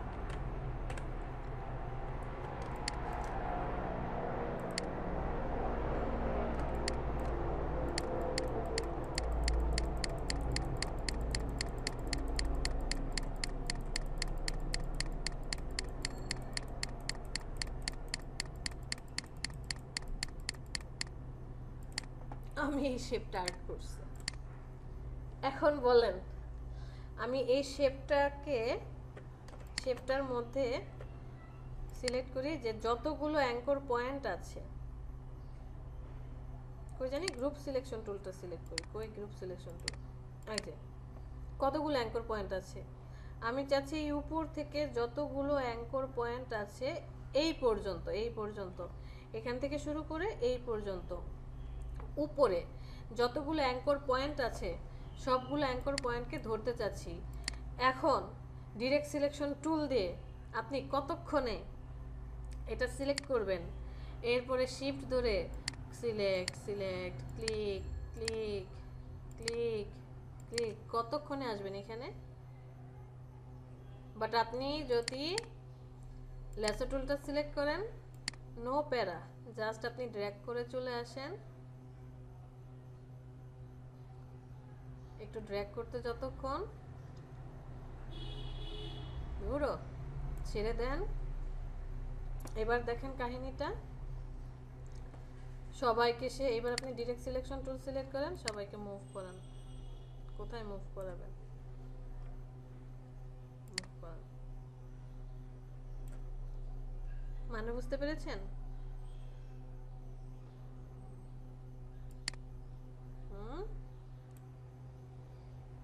উর্মি ম্যাডাম,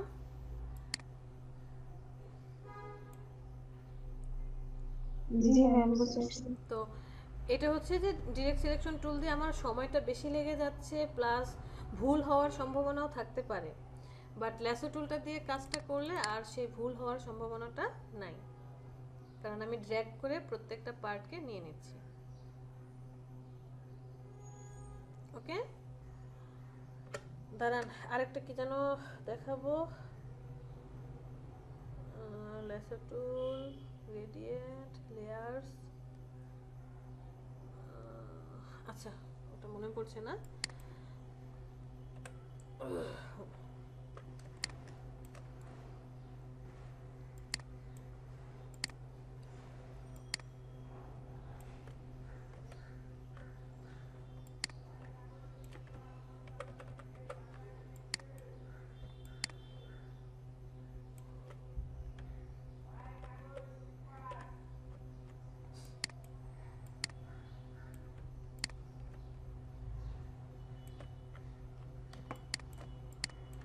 ও আচ্ছা, মনে পড়েছে, সেটা হচ্ছে গ্রুপ করা। যে আমি এই দুইটাকে গ্রুপ করতে চাচ্ছি, কন্ট্রোল জি, অথবা এদেরকে গ্রুপ করতে চাচ্ছি কন্ট্রোল জি, অথবা সবাইকে গ্রুপ করতে চাচ্ছি কন্ট্রোল জি।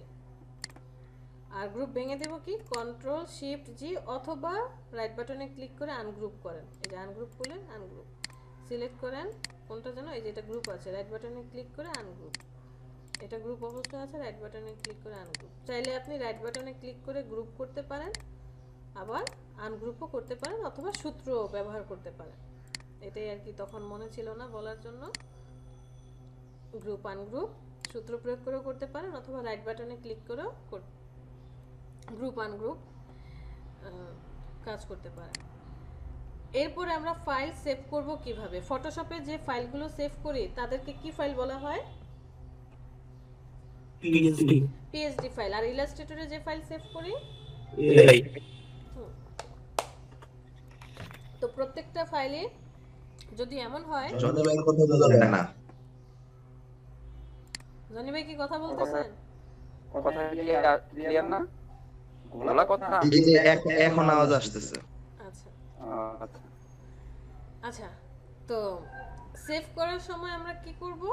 চলে যাব ফাইল, ফাইল থেকে সেভ অ্যাজ, এখানে চলে যাবেন।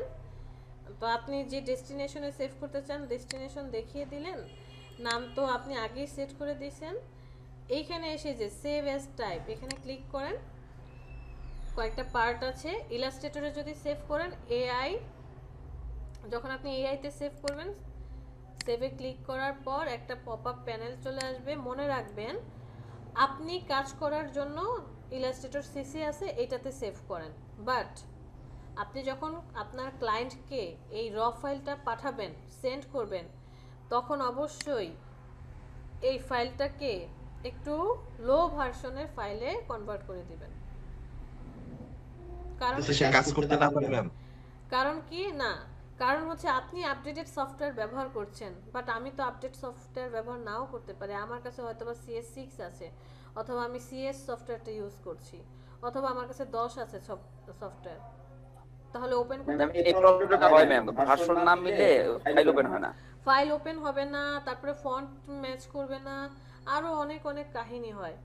সেই জন্য আপনি, আবারও বলছি, আমি কাজ করছি, এই ফাইলটা আমার কাছে থাকবে, আমি পরবর্তীতে এডিট করব, তাহলে আপনি যেইটা আছে ওইটা রেখেই ওকে করেন। বাট এই ফাইলটা যখন আপনি ক্লায়েন্টকে পাঠাবেন, তো আমরা কি করি, আমরা হচ্ছে এই যে এরকমটা করি। ধরেন এখানে আমার একটা ফাইল আছে, এই যে ইমরান নামে একটা ফাইল আছে, এই ফাইলটা আমার সিসিতে সেভ করা, মানে হাই ভার্সনে সেভ করা আছে। এইটাকে ফাইলটাকে আমি কপি করব, কন্ট্রোল সি কপি করে এখানে পেস্ট করব। টোটাল 3টা পেস্ট করব, মানে তো টোটাল 3টা বানাবো। এটা হচ্ছে আমার ফাইল, যে নাম আছে সেই নামে থাকবে। এটার নাম দিয়ে দিব যে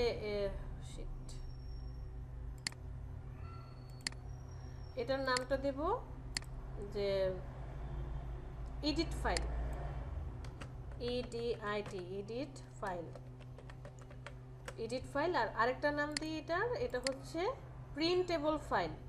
আমরা এরকম করি যে একটা ফাইলকে দুইটা করি, দুইটা করার পর একটা হচ্ছে এডিট ফাইল, আরেকটা হচ্ছে printable file, PRINT PRINTABLE printable file. তো এডিট ফাইলটা হচ্ছে যখন ওপেন করব, ওপেন করার পর ফাইল থেকে সেভ অ্যাজ, তারপরে তো এই যে এডিট ফাইল, এটা সেভ করবেন আপনি। সেভ করার সময় পপআপ প্যানেলে গিয়ে একটু লো ভার্সন, যেমন 10 পর্যন্তই ঠিক আছে, 10-এর নিচে আসলে এখন কেউ ব্যবহার করে না, ইলাস্ট্রেটর 10 করে দিয়ে ওকে করে দেন। তাহলে এই ফাইলটা যখন সে পাবে, এডিট ফাইল, সে পরবর্তীতে এই প্রত্যেকটা জিনিস কি করতে পারবে, চেঞ্জ করতে পারবে। আর প্রিন্টেবল ফাইল যেটা, এটা হচ্ছে যত টেক্সট আছে, যত শেপ আছে, সবাইকে আপনি শেপে কনভার্ট করে দিবেন, যাতে ফন্টগুলো নষ্ট না হয়। বিকজ আপনি যে ফন্ট দিয়ে ব্যবহার করেছেন, সাপোজ আপনি কি ফন্ট ব্যবহার করেছেন, কুমারখালী বাংলা ফন্টটা ব্যবহার করেছেন, বাট আপনার ফাইলটা যে আপনি বায়ারকে দিচ্ছেন, ক্লায়েন্টকে দিচ্ছেন, বা যে প্রিন্ট হাউসে যাচ্ছে, তাদের কাছে ওই ফন্টটা নাই, এই ফন্টটা কি নাই। এখন কি হবে, এটা তো এডিট ফাইল, এটা তো সে পরবর্তীতে এডিট করবে, বাট এই ফাইলটা আমি কি করে দেব, তাকে প্রিন্টে কনভার্ট করে দেব। এই সবাইকে তখন আপনার শেপে কনভার্ট করে দিতে হবে, যাতে এই ফন্টটা মিসিং না হয়। আমার ইউটিউবে ছোট্ট একটা ভিডিও আছে যে কি কারণে আমরা ফন্ট শেপে কনভার্ট করে দেই, দেখলেই বুঝতে পারবেন, ভিডিওটা দেখেন। ওকে, কোথা থেকে কোথায় চলে গেলাম, কোথাকার ফাইল কোথায় নিয়ে গেলাম, শিফট ডিলিট, এটা সেভে চলে যাই। ফাইল থেকে সেভ অ্যাজ, এরপরে এআই ফাইল তো বুঝতে পারলাম। আমরা ক্লায়েন্টকে প্রায় 8 থেকে 9 পদের ফাইল দেই, সেটা কি কি, এআই, তারপরে যে অ্যাডোবি পিডিএফ যেটা আছে, মানে পিডিএফ ফাইল 2টা, ইপিএস, ফটোশপের একটা ইপিএস করেন না আপনারা, দেখিয়েছিলাম জি না ম্যাম। ফটো, ওই ফটোশপ থেকে ভুলে গেছি। ইপিএস করা দেখেছি না, ফটোশপ ইপিএস, ইলাস্ট্রেটরও ইপিএস আছে, মনে নাই। মনে নাই? না ম্যাম, আমাদের নেবে দেখান না, আচ্ছা দেখাবো না, ওনারা কাজ জানার জন্য বলছে ম্যাম, আমরা এটা দেখি নাই। ঠিক আছে। ফটোশপ ইপিএস মানে এই ইলাস্ট্রেটর ফাইলটা যদি আমি ইপিএস এ কনভার্ট করি, চেহারাটা এরকম আসবে না, তখন আসবে হচ্ছে অন্য আরেক রকম চেহারা আসবে। সেভে যাওয়ার পর এই যে সেম অ্যাজ একটু লো ভার্সন করে দিবেন। ওকে, এটা কি প্রিন্টের ক্ষেত্রে সেম লোডার করে দিব যখন আমি লাইব্রেরিতে নিয়ে যাব ফাইল। হ্যাঁ অবশ্যই, প্রিন্ট নীলক্ষেত, তারপরে আপনার ফকিরাপুল, এখানে চলে যান, এদের তো আরো লো ভার্সন, এদের তো 10-এর, হ্যাঁ, এরা খুব লোকেশন ইউজ করে। হ্যাঁ 10-এর উপরে থাকে না, কারণ একটা নর্মাল পিসি ওদের তো এত কাজ করতে হয় না, ওরা তো কোনো এডিট ডিজাইন করে না, ওরা জাস্ট ফাইলটা ওপেন করে প্রিন্টের জন্য কমান্ড দেয়, এতটুকু অ্যালাইনমেন্ট করে ঠিকঠাক করে, মাঝে মধ্যে একটু চুরি করে, যে সাইজ হয়তো বা বড় আছে, ওর কাগজ বেশি খাবে, কাগজের কাটা পড়বে, সে সাইজ ছোট করে দেয়, অনেক কাহিনী করে। এই যে ইপিএস এর চেহারাগুলো এরকম, আপনি ফটোশপ থেকেও যখন ইপিএস এ কনভার্ট করবেন তখনও চেহারা এটাই হবে। দাঁড়ান দেখাই, ফটোশপের ফাইল ওপেন করি একটা, আল্লাহ পিসি হ্যাং হয়ে যাবে এখন। হ্যাঁ, একসাথে দুটো ওপেন করলে পিসি হ্যাং হয়ে যাবে। তার না, একসাথে দুইটা ওপেন করলেও অতটা হ্যাং করতো না, এই যে আমরা যে ক্লাসে আছি, এই মিটে থেকে ওপেন করলেই একটু হ্যাং করে দেয়। আচ্ছা আল্লাহ ভরসা, সমস্যা নাই। ইপিএস ফাইলের কাজটা কি? ইপিএস ফাইল হচ্ছে একটু লাইট, মানে এআই যে একটু লাইট ভার্সন, এবং ওপেন করলে এআইটাতেই ওপেন হবে। দেখেন একটু আগে যে দেখালাম, এটা ছিল হচ্ছে আমি ইলাস্ট্রেটরে দিয়ে ইপিএস করেছি, আর এটা হচ্ছে যে SPGD02 ওয়েব টেমপ্লেট, এই যে এটা আপনার ওয়েব টেমপ্লেটটাকে ইপিএস এ কনভার্ট করেছি, দুইটাই কিন্তু কি ইপিএস এ কনভার্ট, আর ইপিএস হচ্ছে ইলাস্ট্রেটর বা এআই ফাইলের লাইট ভার্সন। আপনি যদি এখন এটাকে ওপেন করেন, এটা কোথায় আসবে, আপনার ইলাস্ট্রেটর ওপেন হবে, এই যে এখানে দেখেন, একটু অপেক্ষা করি। ওরে বাবা কি বড় ফাইল দেখছেন,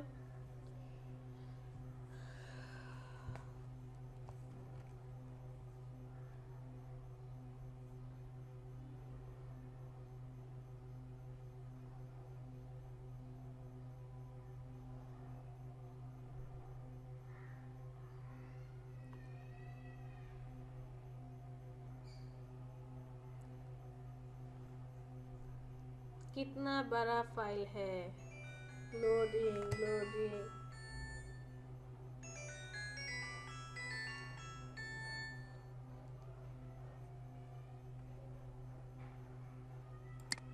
ভেক্টর ফাইলটা যেমন না, এরকম ভেক্টর ফাইলের মতো ওপেন হয়ে যাবে, তখন এটা ইলাস্ট্রেটরে আপনি ওপেন করতে পারবেন। সো আপনি ফাইল থেকে সেভ অ্যাজ, আপনার ক্লায়েন্টকে কয়টা ফাইল দিবেন, এআই একটা, পিডিএফ 2টা, ইপিএস 3টা, এরপরে এই যে এসভিজি যেটা দেখতে পাচ্ছি এটা একটা, এটা হচ্ছে হাই কোয়ালিটির ইমেজ আসে, যেটা সরাসরি প্রিন্ট করা যায়, 4টা, এখানে গেল 4টা ফাইল। তারপরে হচ্ছে এইখানে গুলো কিন্তু সবই আপনার ফাইল আকারে যাচ্ছে, এই 4টা ফাইল দিতে হয়। এরপর আবার ফাইল থেকে এক্সপোর্টে চলে আসেন, এক্সপোর্টে আসার পর আপনার ইমেজ দরকার, ছবি দরকার, যেই ছবিটা বা জেপিজি ইমেজটা আপনি হচ্ছে কোনো ওয়েব পোর্টালে, ওয়েবসাইটে বা সোশ্যাল মিডিয়াতে ব্যবহার করবেন, তাহলে চলে যাবেন সেভ ফর ওয়েব, এইখানে চলে যাবেন। এখানে শুধুমাত্র ইমেজ সেভ হয়। এই যে এখানে আসলে জেপিজি, গিফ ফাইল নাকি পিএনজি, আমরা জেপিজি সিলেক্ট করে দেব। আর ম্যাক্সিমাম লো দিলে হবে কি ইমেজের কোয়ালিটিটা একটু কমে যাবে এবং সাইজও কমে যাবে। লোতে ক্লিক করেন, এই যে সাইজ কমে গিয়েছে 19.98 কেবি। মিডিয়ামে দেন আর একটু বাড়লো। হ্যাঁ বলেন। জেপিজি আর পিএনজি এর জন্য ম্যাম এক্সপোর্ট অ্যাজ দিলে হয় না? হ্যাঁ হ্যাঁ হ্যাঁ দেখাচ্ছি, একটা মিনিট।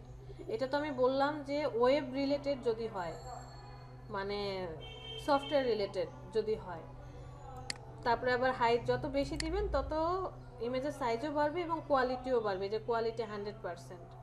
আর দেখবেন এই যে ব্লার অপশনটা জিরো আছে কিনা, ব্লারটা জিরো রাখবো, তা না হলে ছবিটা গোলা হয়ে যেতে পারে। বাকি সব ঠিক থাকবে, আপনি এটাকে সেভ করে নিলেন।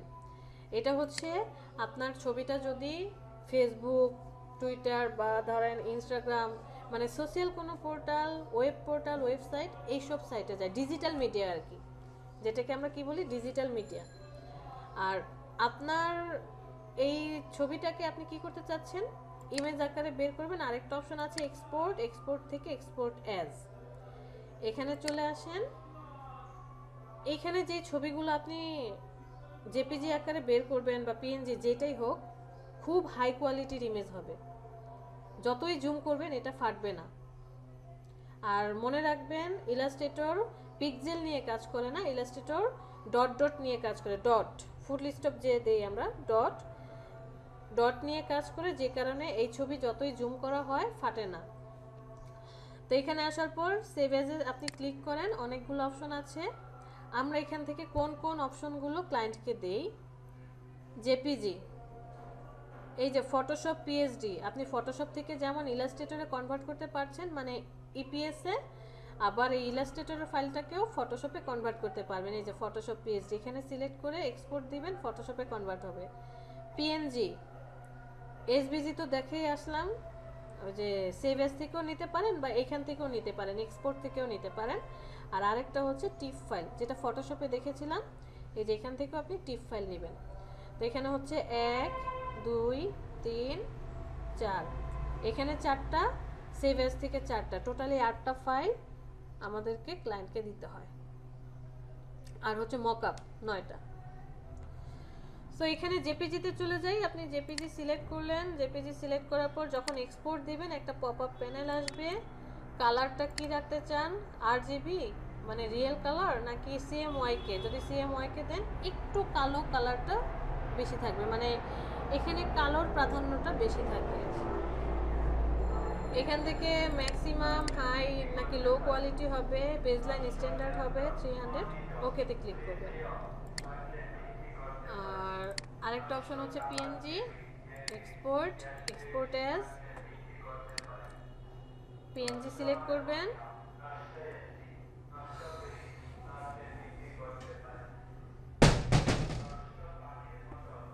আচ্ছা, এখানে তো আমি আরেকটা জিনিস দেখাই নি আপনাদেরকে, সেটা হচ্ছে জেপিজি করেন আর পিএনজি করেন, যেটাই করেন না কেন,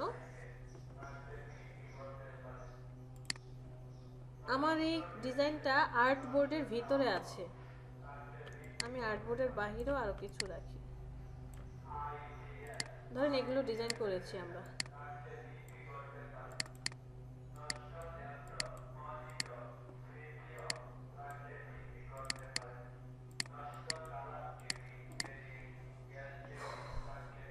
ফাইল, এক্সপোর্ট অ্যাজ, জেপিজি করব, আমি জেপিজি সিলেক্ট করলাম। এবার আমি এই যে এখান থেকে ইউজ আর্টবোর্ড এটা সিলেক্ট করে দিলাম, সিলেক্ট করে দিয়ে এক্সপোর্ট দিলাম, ওকে করে দেই। এটা একটা করলাম, আবার ফাইল থেকে এক্সপোর্ট অ্যাজ জেপিজি। এবার আর এটা দিলাম না, এক্সপোর্ট করব, ওকে। দেখেন কাহিনীটা কি হয়েছে, এখানে দুইটা একটা আসবে তিনটা, একটা আসবে একটা। রাইট, একটা আসছে কি শুধুমাত্র এই একটা আসছে, কারণ এখানে আমি আর্টবোর্ড সিলেক্ট করে দিয়েছি যে শুধুমাত্র আর্টবোর্ডের ভিতরে যারা আছে তাদেরই ছবি আসবে। আর আরেকটা আসছে কি, আর্টবোর্ড আনসিলেক্ট করে দিয়েছিলাম, যে কারণে আর্টবোর্ড ছাড়া ওয়ার্ক স্পেসে যারা যারা ছিল, টোটাল ওয়ার্ক স্পেস জুড়ে যারা যারা থাকবে সবাইকে সে ছবির মধ্যে নিয়ে আসবে। সেম এজ ফাইল থেকে এক্সপোর্ট এজ, যদি আপনি পিএনজি করেন একই কথা। এই পিএনজিতেও কি, আর্টবোর্ড যদি সিলেক্ট করে দেন আর্টবোর্ডের ভিতরে যারা আছে তারা আসবে, যদি সিলেক্ট না করেন আর্টবোর্ডের বাইরে যারা আছে তারা আসবে।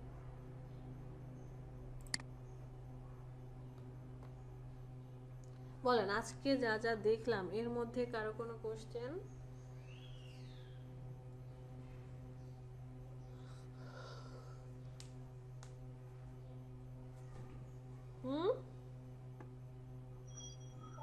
ম্যাম বাসায় একটু ট্রাই করি, তারপর বসে তাহলে নেক্সট ক্লাস করব।